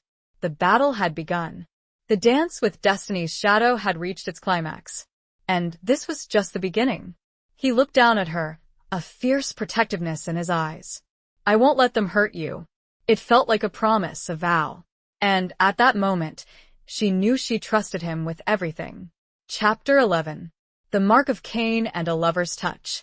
The attack on the ranch house was swift and brutal, a coordinated assault designed to overwhelm and terrorize. The Shadow Riders, masked and heavily armed, poured out of the darkness, their bullets ripping through the walls, shattering windows, and sending splinters of wood flying through the air. Ginny lay on the floor, her body trembling, her heart pounding in her chest. Monroe knelt beside her, his gun drawn, his eyes constantly scanning the room, his senses alert for any sign of movement. He was a shield, a protector, his body a barrier between her and the danger that surrounded them. The ranch hands, outnumbered but undeterred, fought back bravely, their shots echoing in the night, their shouts of defiance a testament to their loyalty, their courage. Caleb, his face grim and determined, directed their defense, his voice a steady, reassuring presence amidst the chaos. But the Shadow Riders were relentless, their attack focused and brutal. They seemed to know exactly where to strike, their movements precise and coordinated, as if they had planned this assault down to the last detail. Ginny felt a surge of fear, of helplessness, but she also felt a fierce determination to survive, to fight back. She wouldn't let these outlaws, these murderers, destroy her home, her life, everything she held dear. She reached for the derringer in her reticule, her hand trembling, her fingers fumbling with the small, worn weapon. It was a pathetic defense against the firepower of the Shadow Riders, but it was all she had. Monroe saw her movement, his eyes widening in alarm. "No, Ginny," he said, his voice urgent. "Stay down. "It's too dangerous." Ginny shook her head, her eyes defiant, her chin lifted. "I won't hide," she said, her voice trembling but firm. "I won't let them win." Monroe looked at her, his gaze filled with a mixture of admiration and fear. He knew that he couldn't stop her, that her spirit, her courage, wouldn't allow her to remain passive, to cower in fear. He reached out, his hand gently touching her cheek, his fingers tracing the line of her jaw. It was a fleeting moment of tenderness, of connection, amidst the chaos and violence. "Be careful," he said, his voice a low whisper, his eyes filled with a depth of emotion that she had never seen before. A bullet whizzed past their heads, embedding itself in the wall behind them. Monroe flinched, his body instinctively shielding Ginny's. He turned his attention back to the attackers, his gun firing rapidly, his aim deadly accurate. The battle raged on, the sounds of gunfire, shouts, and screams filling the night. Ginny, her heart pounding in her chest, crawled towards the window, peering cautiously through the shattered glass. She saw one of the Shadow Riders, his face masked, his eyes cold and merciless, raising his rifle, aiming it directly at Caleb. Caleb, unaware of the danger, was reloading his own weapon, his back exposed. Ginny reacted instantly, her instincts taking over. She raised the derringer, her hand shaking, her aim unsteady, and fired. The shot went wide, missing the outlaw, but it alerted Caleb to the danger. He spun around, firing his own gun, hitting the Shadow Rider in the shoulder. The outlaw staggered, dropping his rifle, and retreated into the darkness. Ginny felt a surge of relief, of gratitude, that she had been able to save Caleb's life. But she also felt a wave of nausea, of revulsion, at the violence, the bloodshed. She had never shot at another human being before, and the experience had shaken her to her core. Monroe, seeing that Ginny was safe, turned his attention back to the remaining attackers. He moved with a swiftness and precision that was both terrifying and awe-inspiring. He was a force of nature, a whirlwind of destruction, his gun a deadly extension of his will. One by one, the Shadow Riders fell, their bodies collapsing to the ground, their lives extinguished. The attack, which had seemed so overwhelming at first, began to falter, to lose its momentum. Finally, with a last, desperate volley of shots, the remaining outlaws retreated into the darkness, disappearing as quickly as they had appeared. The silence that followed was deafening, broken only by the sounds of ragged breathing, the groans of the wounded, and the crackling of the flames that had begun to engulf a section of the house. Monroe, his face streaked with sweat and gunpowder, his clothes torn and bloodied, knelt beside Ginny, his eyes filled with concern. "Are you all right?" he asked, his voice hoarse, his hand gently touching her face, checking for injuries. Ginny nodded, her body trembling, her mind reeling from the shock, the adrenaline. "I think so," she said, her voice barely a whisper. He helped her to her feet, his arms supporting her, his body close to hers. Ginny leaned against him, drawing strength from his presence, his warmth. They surveyed the damage, their hearts sinking at the sight of the destruction. The house was badly damaged, several of the ranch hands were wounded, and the fear of another attack hung heavy in the air. But they had survived. They had fought back, and they had won.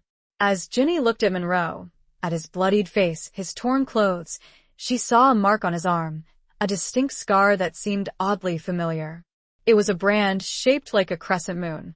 She'd seen that mark before. In a dream, a recurring nightmare that haunted her since Thomas's death. A hand reaching out, holding a branding iron. "Jack," she breathed, her voice trembling. "Your arm," he followed her gaze, his own expression hardening. Chapter 12. Between the crossfire of loyalty and desire.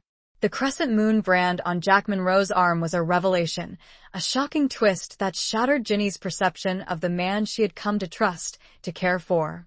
It was a symbol of the Shadow Riders, the very outlaws he had sworn to destroy. The nightmare, the recurring image of a hand holding a branding iron, a hand marked with that same crescent moon, flooded her memory, bringing with it a wave of nausea, of betrayal. "You," Ginny stammered, her voice choked with emotion, her eyes fixed on the brand, her mind reeling with confusion, with disbelief. "You're one of them?" Monroe's expression hardened, his eyes becoming cold, distant. He didn't deny it, didn't offer an explanation, simply stood there, his silence a confirmation of her worst fears. "How could you?" Ginny whispered, her voice trembling, tears welling up in her eyes. "You lied to me, betrayed me, you killed Thomas?" Monroe flinched at her words, a flicker of pain crossing his face. "No, Ginny," he said, his voice low and urgent. "I didn't kill Thomas. I swear to you, I had nothing to do with his death." Ginny stared at him, her mind struggling to reconcile the conflicting emotions that raged within her. She wanted to believe him, to trust him, but the evidence, the brand on his arm, was undeniable. "Then what is that?" she demanded, her voice rising, pointing to the mark. "What does that mean?" Monroe sighed, his shoulders slumping, his body seeming to deflate with a weariness that went beyond the physical exhaustion of the battle. "It means I was one of them," he said, his voice flat and devoid of emotion. "Once. A long time ago. I was young, foolish, desperate. I made mistakes, choices that I regret." He paused, his gaze meeting hers, his eyes filled with a deep sadness, a plea for understanding. "I left that life behind, Ginny," he continued. "I changed. I became a different person. I swore I'd never go back." Ginny wanted to believe him, her heart aching for him, but her mind, her reason, wouldn't allow it. He had lied to her, deceived her, and that betrayal cut deep, shattering the fragile trust that had grown between them. "But you still carry their mark," she said, her voice trembling. "You're still one of them, in your heart." Monroe shook his head, his eyes filled with a fierce determination. "No," he said. "That mark is a reminder, a scar of my past. It doesn't define me, Ginny. It doesn't control me." He reached out, his hand gently touching her arm, his fingers tracing the line of her jaw. Ginny flinched at his touch, pulling away from him, her body recoiling from his nearness. "Don't touch me," she said, her voice cold, her eyes filled with a mixture of anger and sorrow. Monroe's hand dropped to his side, his expression hardening. He stepped back, creating a distance between them, a barrier that felt both physical and emotional. "I understand your anger, your distrust," he said, his voice devoid of emotion. "But I'm telling you the truth, Ginny. I didn't kill Thomas. And I'm still here, fighting for you, for your ranch." Ginny looked at him, her mind a whirlwind of conflicting emotions. She was torn between her loyalty to Thomas, to his memory, and her feelings for Monroe, the undeniable attraction, the connection that had grown between them. She didn't know what to believe, who to trust. She was caught in a crossfire of loyalty and desire, of truth and deception, and she felt lost, alone, overwhelmed by the weight of her choices.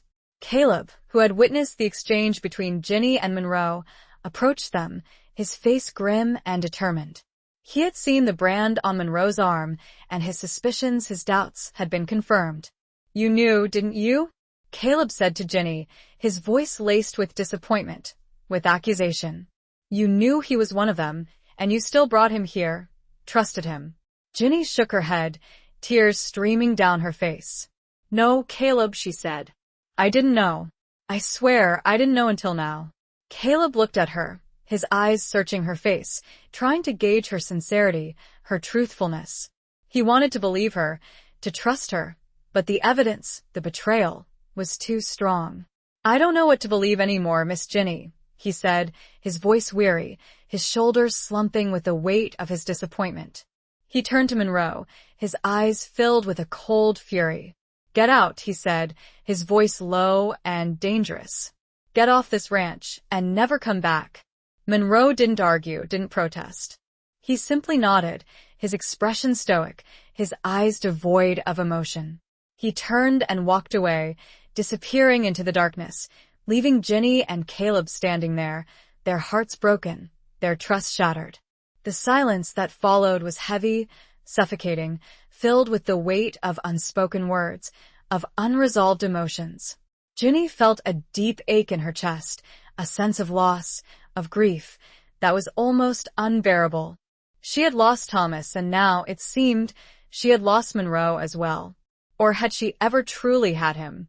The brand was more than just a mark. It represented everything. Everything she thought she knew was crumbling around her. She looked at Caleb and saw her own pain reflected. Chapter 13. The Silence of 1,000 Stars. The days that followed Monroe's departure were bleak and desolate. The ranch was in a state of disrepair, the house scarred by bullet holes and fire damage, the atmosphere heavy with grief, suspicion, and uncertainty. The ranch hands, shaken by the attack and the revelation of Monroe's past, were on edge, their loyalty to Ginny strained, their trust in her judgment shattered. Ginny tried to hold things together, to rally her people, to repair the damage, both physical and emotional. But she felt lost, alone, her heart aching with a sense of loss, of betrayal, that she couldn't shake. She had trusted Monroe, had opened herself up to him, had allowed herself to love him. And now he was gone, branded as an enemy, a traitor. She spent hours wandering the ranch, seeking solace in the familiar landscape, the vast, open spaces that had always been her refuge. But even the beauty of the land, the vibrant colors of the sunsets, the silence of the star-studded nights, couldn't ease her pain, couldn't fill the emptiness that had consumed her. She replayed the events of the past weeks in her mind, searching for answers, for clues, trying to make sense of the chaos, the deception. She questioned everything, doubted everyone, her trust in humanity shattered. She remembered the way Monroe had looked at her, the intensity of his gaze, the tenderness of his touch. She recalled the conversations they had shared, the moments of connection, of understanding. She couldn't reconcile those memories with the brand on his arm, the symbol of his past, his betrayal. Had it all been a lie? Had he been playing her all along, using her to achieve his own goals, to infiltrate the ranch, to gather information? Or was there some truth to his words, his claims of redemption, of a changed life? She didn't know what to believe anymore. She was adrift in a sea of doubt, of uncertainty, and she felt as if she were drowning. Caleb, despite his disappointment in Ginny, remained by her side, his loyalty unwavering, his support a constant, reassuring presence. He helped her repair the damage to the ranch, to restore some semblance of order, of normalcy. But he also kept his distance, his eyes filled with a sadness, a wariness, that broke Ginny's heart.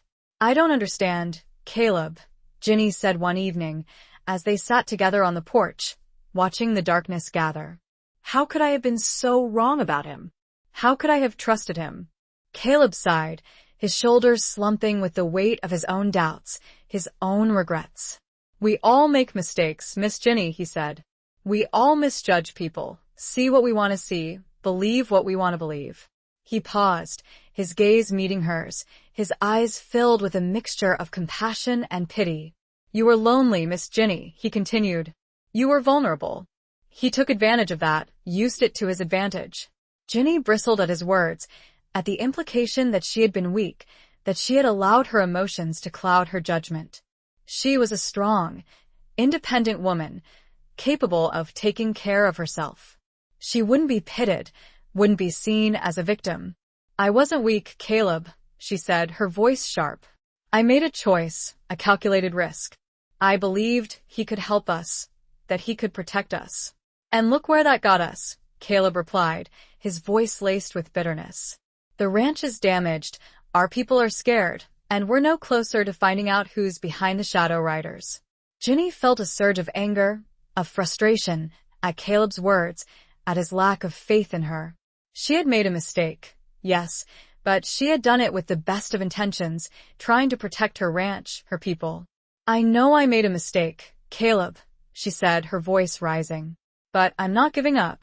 I'll find out who's behind this, and I'll make them pay." Caleb looked at her, his expression softening. He saw the fire in her eyes, the determination in her voice, and he realized that he had underestimated her, that he had misjudged her strength, her resilience. "I know you will, Miss Ginny," he said, his voice gentle. "And I'll be right there beside you, every step of the way."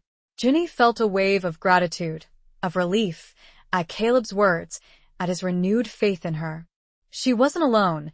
She had his support, his loyalty, and that gave her the strength, the courage to keep fighting. Later that night, as Ginny lay in her bed, unable to sleep, she heard a faint sound, a rustling outside her window. She got up, her heart pounding in her chest, and peered cautiously through the curtains. There, standing in the shadows, was a figure, a silhouette against the pale moonlight. It was Monroe. She froze. Was he here to hurt her? Finish what the others had started? Or was there another explanation?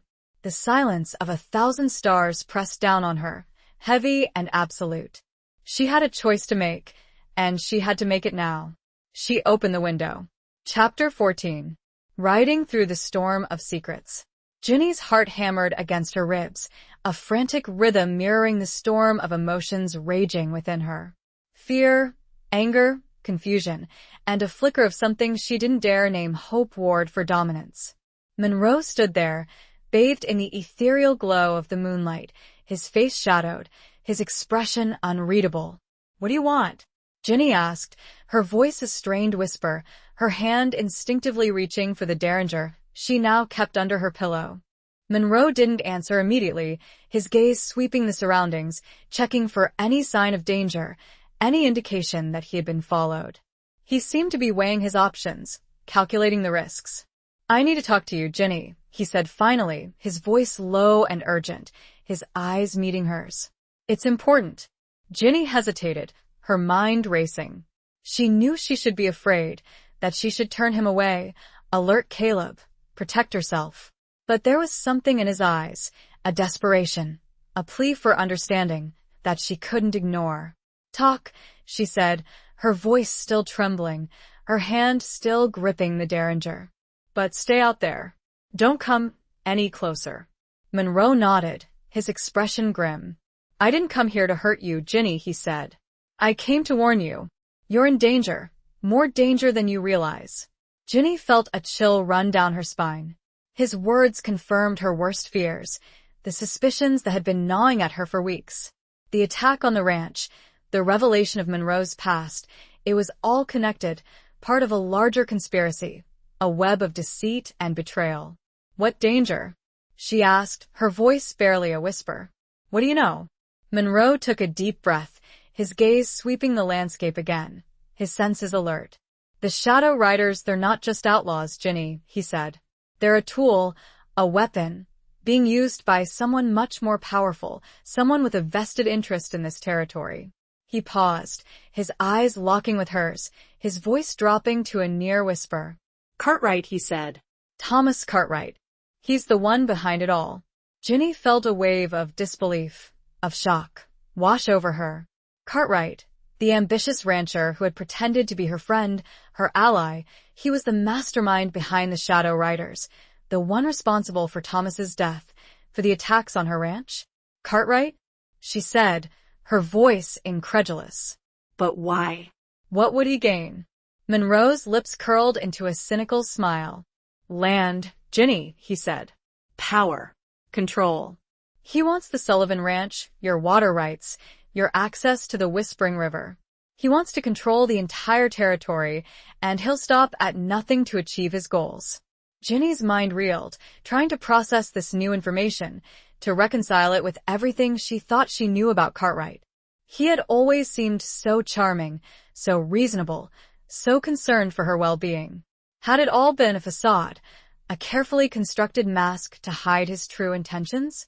But the brand, Ginny said, her voice trembling, her eyes fixed on Monroe's arm, on the crescent moon mark that had been the source of so much confusion, so much pain. You were one of them. You worked for him. Monroe nodded, his expression filled with a deep sadness, a regret that seemed to emanate from his very core.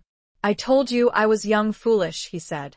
Cartwright recruited me, promised me wealth, power, a chance to escape the poverty, the hardship of my life. I believed him, trusted him. He paused, his gaze meeting hers, his eyes pleading for understanding. But I saw the things he did, Ginny, he continued, his voice choked with emotion. The violence, the cruelty, the betrayal. I couldn't be a part of it anymore. I left, tried to start a new life, to make amends for my past. And Thomas? Ginny asked, her voice barely a whisper, her heart aching with the pain of her loss, the betrayal she had suffered. Did Cartwright order his death? Monroe hesitated, his eyes filled with a conflict, a struggle between his loyalty to his former associates and his growing feelings for Ginny. I don't know for sure, he said finally, his voice low and hesitant. But I suspect he did. Thomas was in his way, an obstacle to his plans. Cartwright doesn't tolerate obstacles. Ginny felt a surge of anger, of fury, wash over her.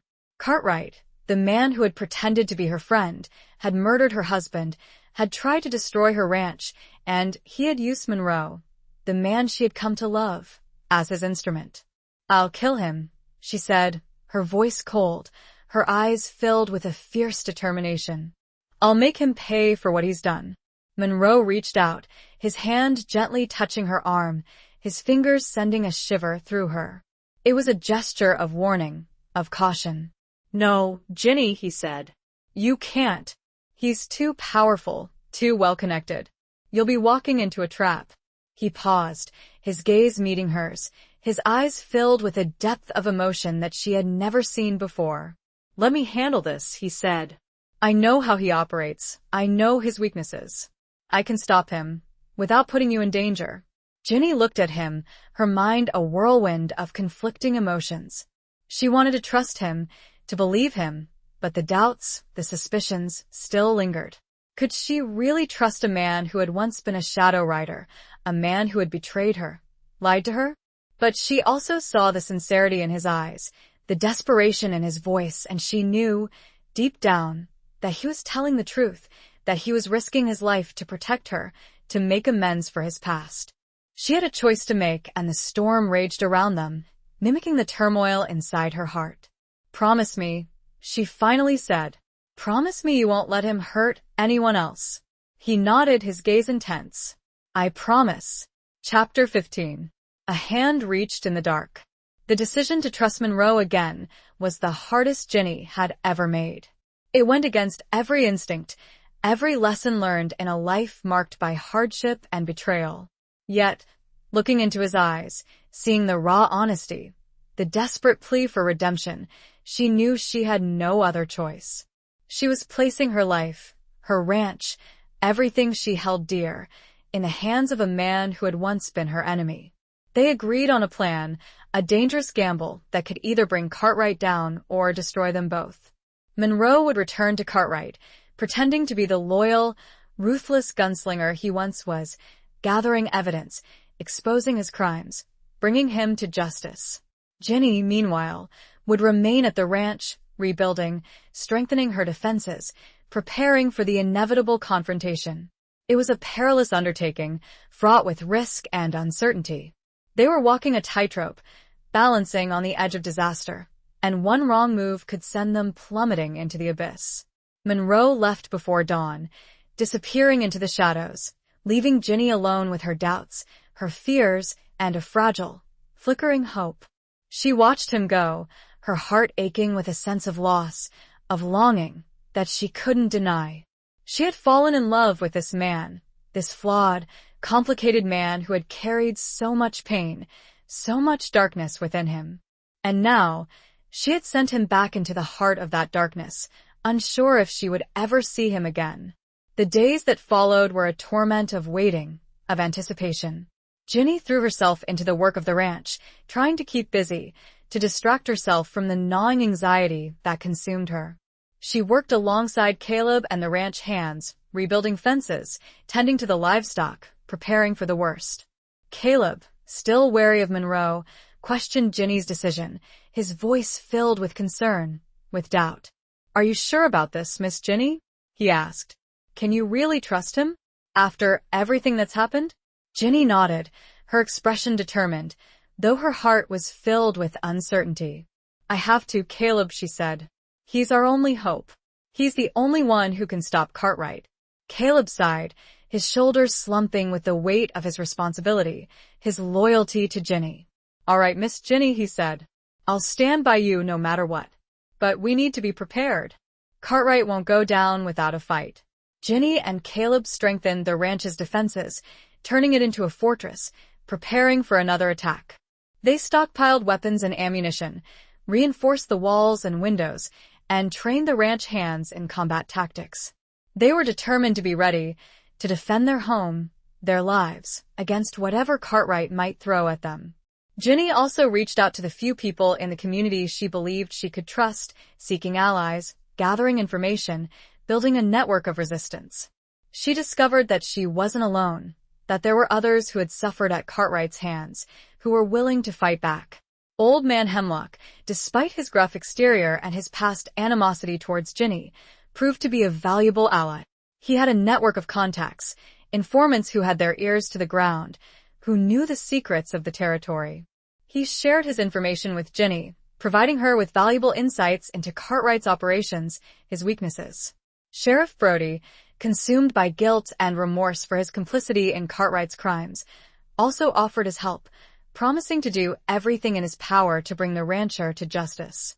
He had been a coward, a puppet, but he was now determined to redeem himself, to atone for his past mistakes.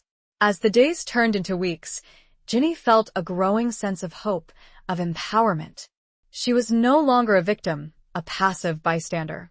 She was a fighter, a leader, and she was determined to win, to protect her ranch, her people, her future. One night, as Ginny sat alone in her room, staring out at the star-studded sky, she heard a faint sound, a tapping at her window. Her heart leaped with a mixture of fear and anticipation. She knew who it was. She opened the window, and Monroe slipped inside, his body tense, his eyes alert. He was covered in dust, his clothes torn and bloodied, but his gaze was clear, his expression determined. "I have it," he said, his voice low and urgent, holding up a small, leather-bound ledger. "Proof. Of everything. Cartwright's crimes, his connections, his plans." Ginny felt a surge of relief, of triumph, wash over her. Their gamble had paid off. Monroe had succeeded, against all odds. He reached for her, and this time she did not flinch away. She needed his touch, his strength. He wrapped his arms around her, and she clung to him, burying her face in his chest, the familiar, comforting scent washing over her. She was not alone. He pulled back slightly, his eyes searching her face. "It's not over yet, Ginny. We have to get this to the authorities, to someone we can trust." They had a long way to go, but for the first time in a long time, she believed in the future. Chapter 16. The Cost of Redemption Song. The journey to deliver Cartwright's ledger to the authorities was fraught with peril. They knew Cartwright would be desperate to stop them, to silence them permanently. He had spies everywhere, his influence reaching into every corner of the territory. They had to be careful, cunning, and constantly on guard. Ginny and Monroe decided to travel by night, avoiding the main roads, sticking to the back trails, the hidden paths known only to the locals. They moved swiftly, silently, like shadows in the darkness, their senses alert for any sign of danger. They relied on the network of allies Ginny had cultivated, seeking shelter and assistance from trusted friends, from those who had suffered at Cartwright's hands and were willing to risk their lives to see him brought to justice. Old Man Hemlock, despite his age and infirmity, proved to be a valuable asset, providing them with safe passage through his land, guiding them through treacherous terrain, warning them of potential ambushes. Sheriff Brody, consumed by guilt and determined to redeem himself, used his position to gather information, to distract Cartwright's forces, to create diversions that allowed Ginny and Monroe to slip through undetected. But the journey was arduous, exhausting, both physically and emotionally. They were constantly on the move, sleeping in snatches, eating meager rations, their bodies aching, their minds racing with anxiety, with anticipation. The tension between Ginny and Monroe was palpable, a mixture of fear, uncertainty, and a growing, undeniable attraction. They were bound together by a shared purpose, a shared danger, and a shared past, but they were also separated by the secrets, the betrayals, that had come between them. They spoke little, their conversations focused on the task at hand, on the logistics of their journey, on the dangers that lay ahead. But their eyes spoke volumes, conveying emotions that they couldn't express in words: fear, hope, longing, and love. One night, as they camped under the vast, star-studded sky, the silence between them became unbearable. Ginny, unable to contain her emotions any longer, turned to Monroe, her eyes searching his face. "Why did you come back, Jack?" she asked, her voice barely a whisper, the question that had been haunting her for weeks. "Why did you risk your life for me, for my ranch?" Monroe hesitated, his expression unreadable. He seemed to be wrestling with himself, torn between his need for secrecy, his desire to protect her, and his growing feelings for her. "I told you," he said finally, his voice low and hesitant. "I made a promise. I owed you." Ginny shook her head, her eyes filled with a mixture of frustration and sadness. "That's not enough, Jack," she said. "There's more to it than that. I need to know the truth." Monroe sighed, his shoulders slumping, his body seeming to deflate with a weariness that went beyond the physical exhaustion of their journey. "All right, Ginny," he said, his voice raw with emotion. "The truth. I came back because I couldn't stay away. Because I care about you. More than I should." He paused, his gaze meeting hers, his eyes filled with a vulnerability that he rarely allowed anyone to see. "I know I don't deserve it," he continued, his voice choked with emotion. "After everything I've done, after everything I've put you through. But I'm in love with you, Ginny. I have been almost from the moment I saw you." Ginny's heart leaped with a mixture of joy and pain. She had longed to hear those words, to know that her feelings were reciprocated, but she also knew that their love was forbidden, impossible, doomed by the circumstances, by the secrets that separated them. "Jack," she whispered, her voice trembling, tears welling up in her eyes. I love you too." But she couldn't finish the sentence, couldn't express the doubts, the fears that still lingered in her heart. Could she really trust him? Could she ever truly forgive him for his past? Could they ever have a future together, a future free from the shadows of the Shadow Riders, of Cartwright's evil? Monroe reached out, his hand gently touching her face, his fingers tracing the line of her jaw. It was a gesture of tenderness, of longing, and Ginny leaned into his touch, drawing strength from his presence, his warmth. "I know it's not easy, Ginny," he said, his voice a low whisper, his eyes filled with a depth of emotion that she had never seen before. "But I'm willing to fight for it. For us. For a chance at redemption." The cost of that redemption, they both knew, would be high. The journey was far from over. The song of the frontier was a mournful one that night, but there was also hope present. Chapter 17. Where the Heart Finds Its Home. After what felt like an eternity of relentless travel, dodging Cartwright's patrols and navigating treacherous terrain, Ginny and Monroe finally reached the territorial capital, a bustling town that represented their best hope for justice. They sought out Judge Thompson, a man renowned for his integrity and unwavering commitment to the law, a stark contrast to the corrupt officials who had allowed Cartwright to flourish. Presenting the ledger to Judge Thompson was a moment of profound relief and trepidation. The weight of their journey, the burden of the secrets they carried, rested in that small, leather-bound book. It contained the irrefutable evidence of Cartwright's crimes, his network of corruption, and his ruthless ambition. Judge Thompson, a stern-faced man with piercing blue eyes, listened intently as Ginny and Monroe recounted their story, detailing Cartwright's involvement with the Shadow Riders, his orchestration of Thomas's murder, and his relentless pursuit of the Sullivan Ranch. The judge examined the ledger meticulously, his expression growing grimmer with each page he turned. "This is damning," Thompson said finally, his voice filled with a mixture of shock and outrage. "Cartwright has been operating with impunity for far too long. He's built an empire on lies, violence, and intimidation." The judge assured them that he would take immediate action, issuing warrants for Cartwright's arrest and the apprehension of his key accomplices. He promised a swift and thorough investigation, vowing to bring all those involved to justice. But even with the wheels of justice set in motion, Ginny and Monroe knew the danger was far from over. Cartwright was a powerful, resourceful man, with allies in high places. He wouldn't surrender without a fight.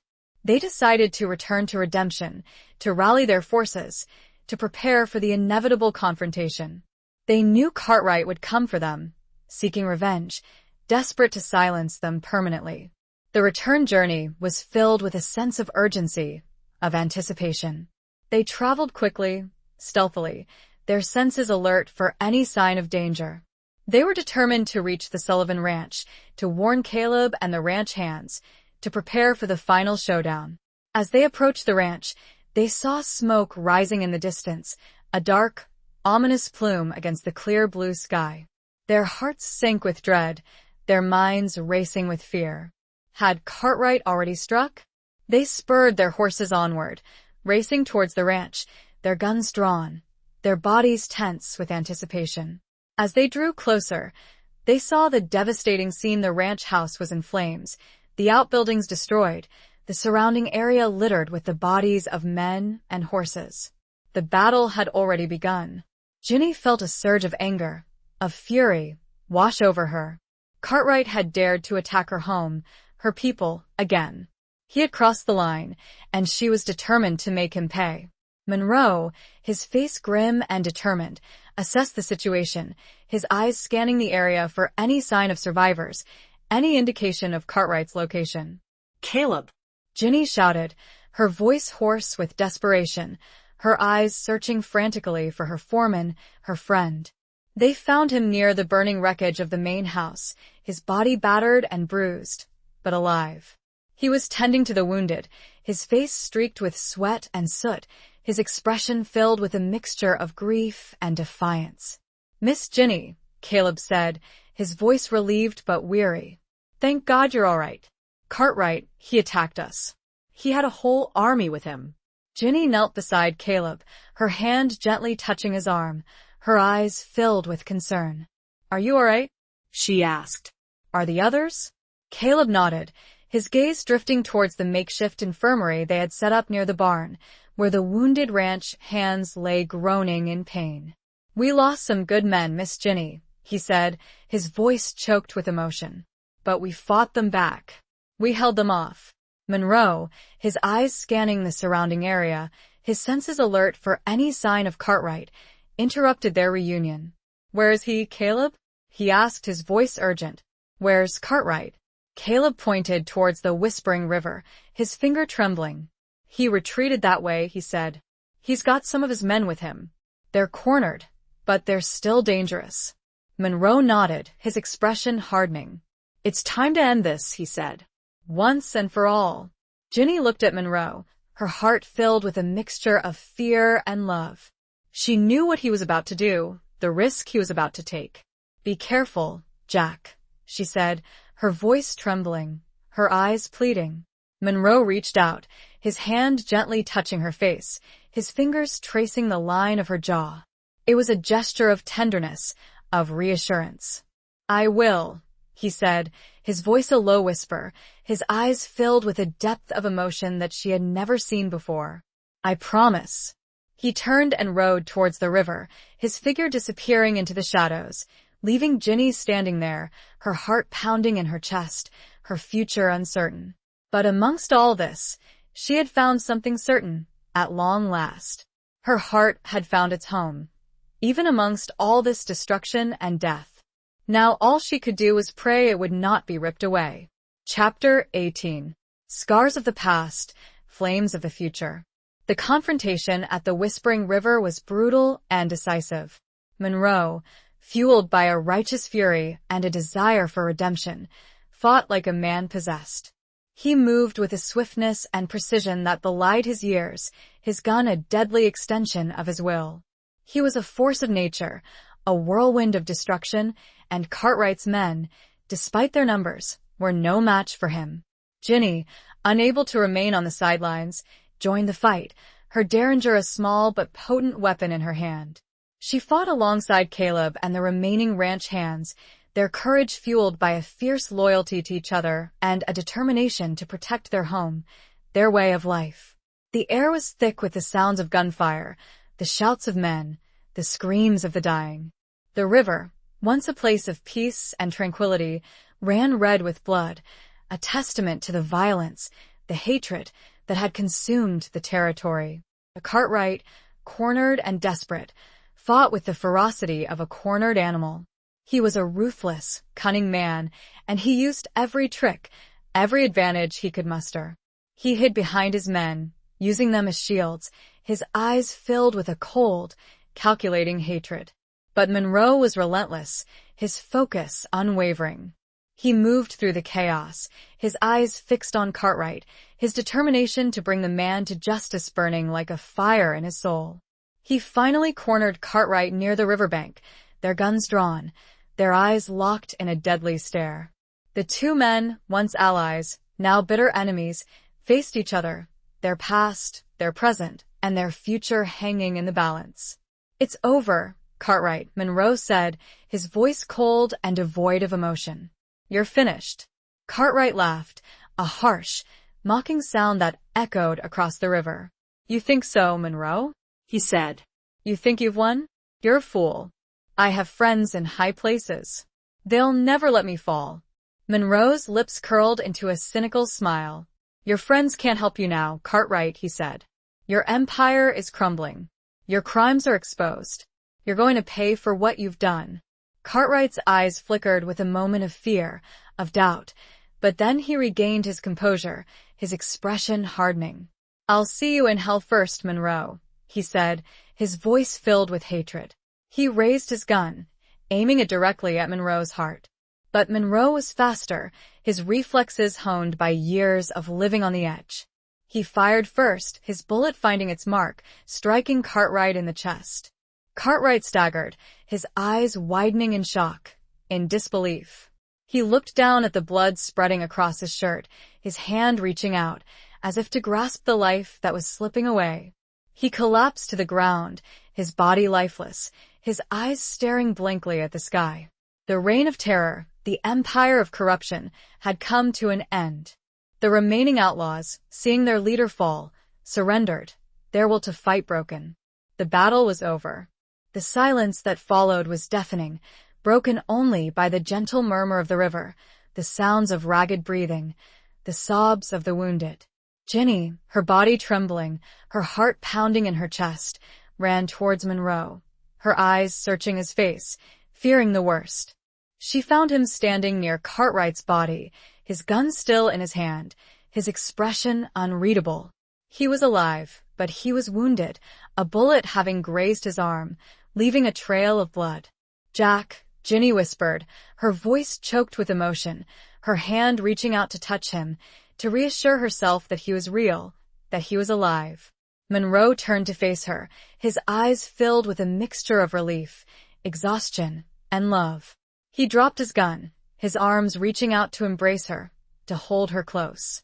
Ginny clung to him, burying her face in his chest, her body shaking with sobs of relief, of gratitude.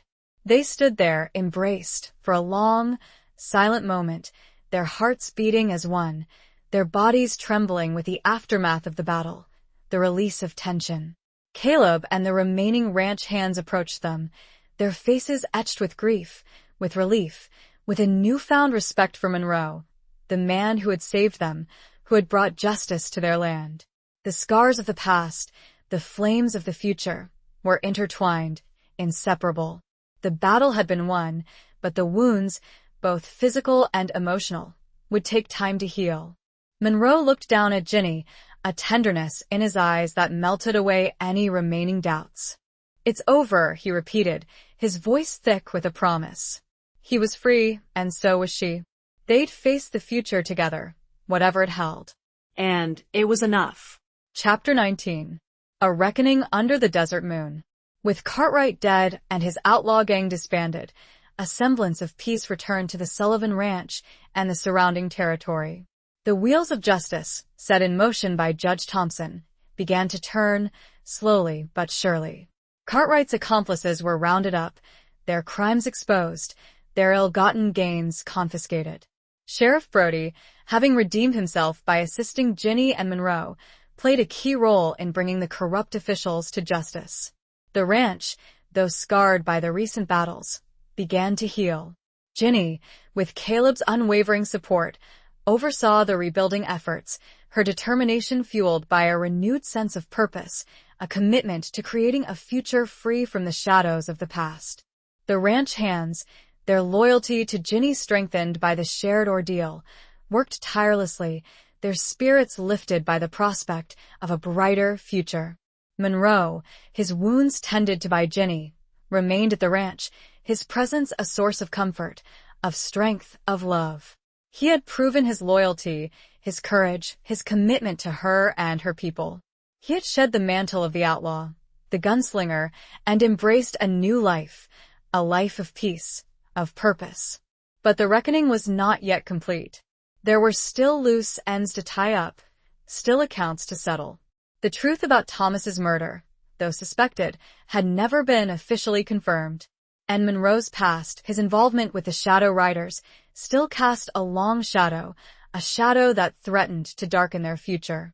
One evening, as Ginny and Monroe sat together on the porch, watching the desert moon rise above the horizon, Ginny decided to confront the lingering questions, the unspoken truths that still haunted them.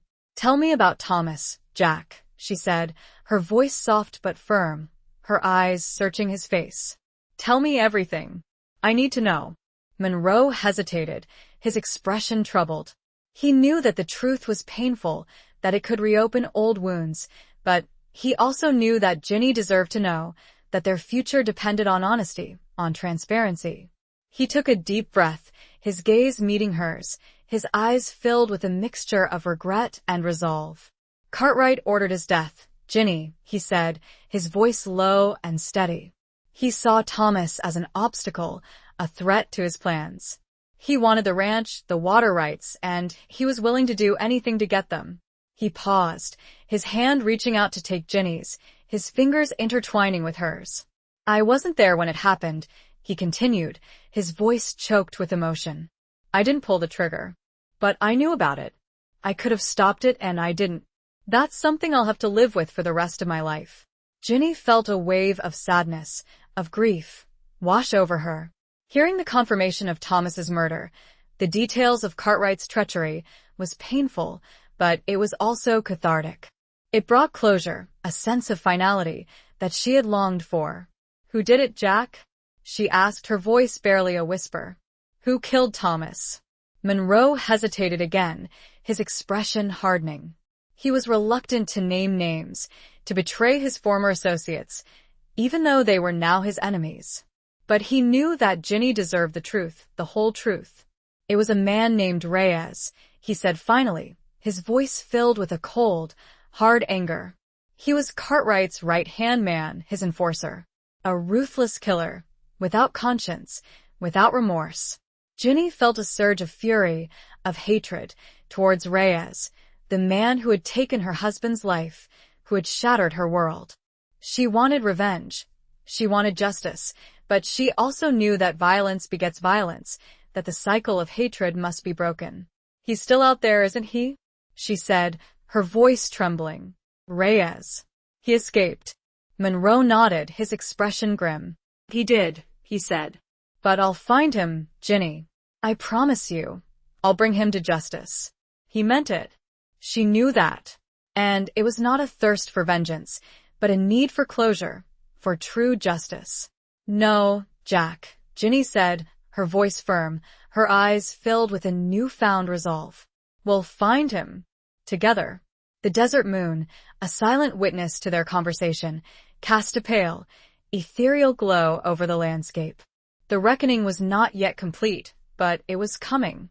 And they would face it together, their love a beacon of hope, a source of strength, in the darkness that still lingered. She squeezed his hand, a silent promise of her own. Chapter 20. The final confrontation of hearts and horizons. The hunt for Reyes was a relentless pursuit, a journey that took Ginny and Monroe across the vast, unforgiving landscape of the Arizona Territory. They followed whispers and rumors, tracked down leads, and interrogated informants, their determination fueled by a shared desire for justice, for closure. They discovered that Reyes had fled south, seeking refuge in the lawless borderlands, a haven for outlaws and desperados.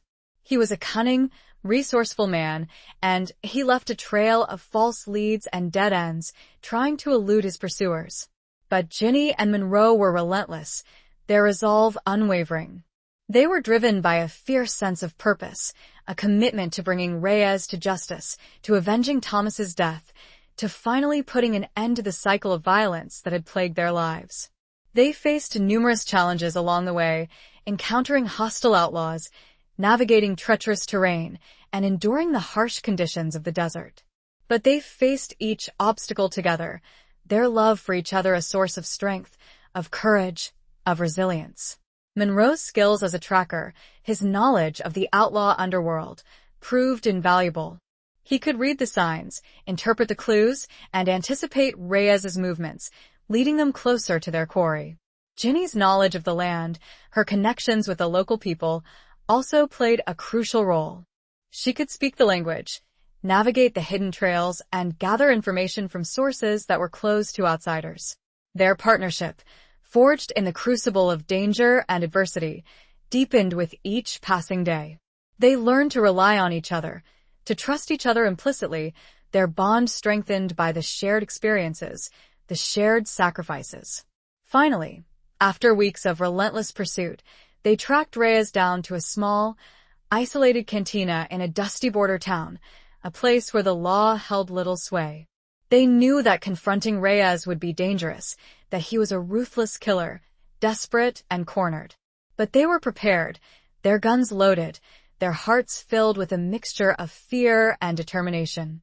They entered the cantina, their eyes scanning the dimly lit room, searching for their target. The air was thick with the smell of stale beer, sweat, and danger. The patrons, a rough-looking bunch of outlaws and drifters, eyed them with suspicion, their hands hovering near their weapons. They spotted Reyes sitting at a table in the back, his face hidden in shadow, his body tense, his hand resting on the butt of his gun. He was surrounded by a group of his henchmen, equally dangerous and desperate. Monroe and Ginny moved towards him, their steps slow and deliberate, their eyes locked on their target. The tension in the room was palpable, a silent countdown to the inevitable confrontation. "Reyes," Monroe said, his voice cold and steady, his gun drawn and aimed. "It's over." Reyes looked up, his eyes widening in surprise, then narrowing with a mixture of anger and fear. He recognized Monroe, his former comrade, the man who had betrayed him, who had joined forces with his enemy. "Monroe," Reyes snarled, his voice filled with hatred.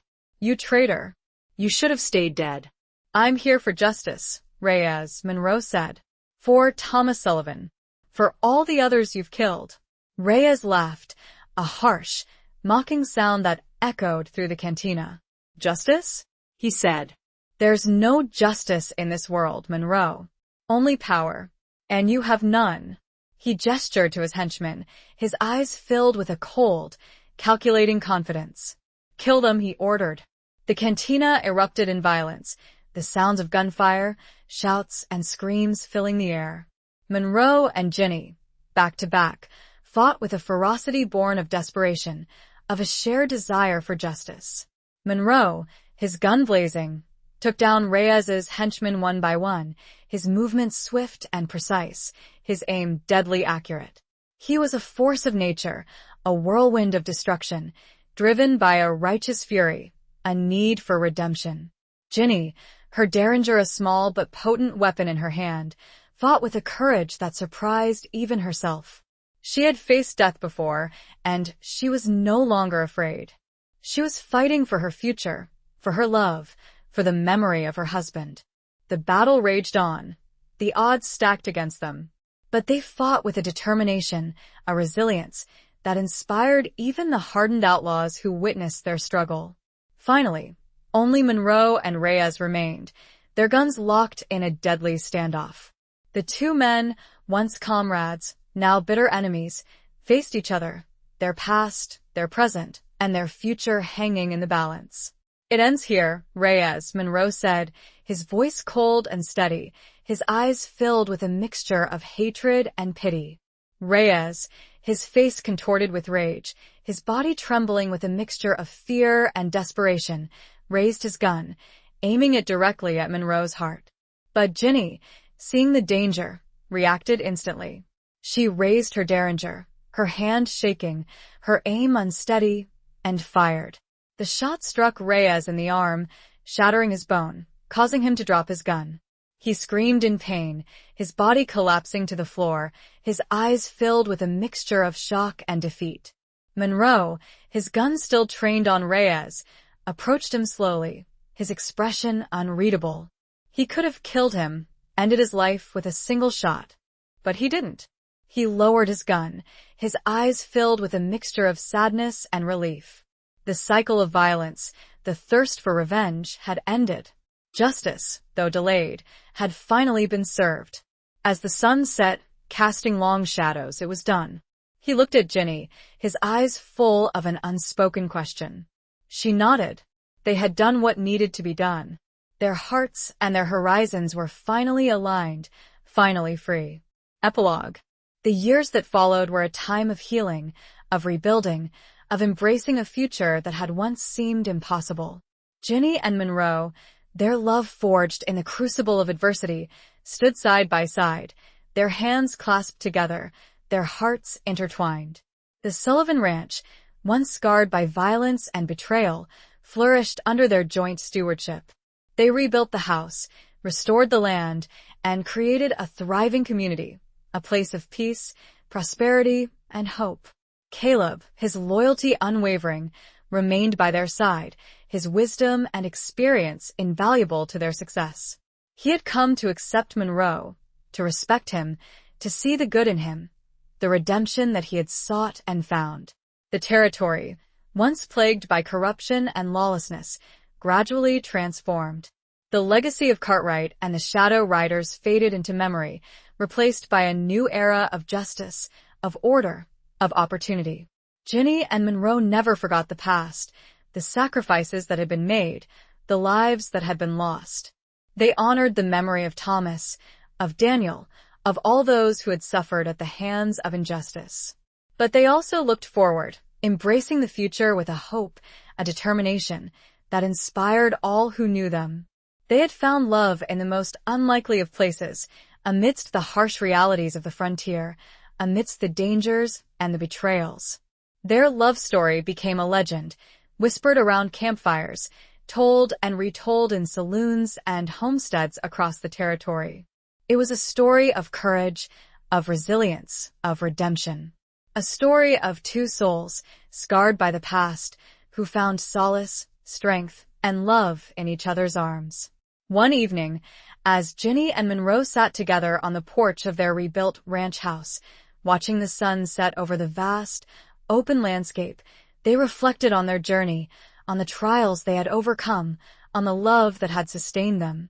The sky was ablaze with color, a breathtaking panorama of orange, purple, and gold.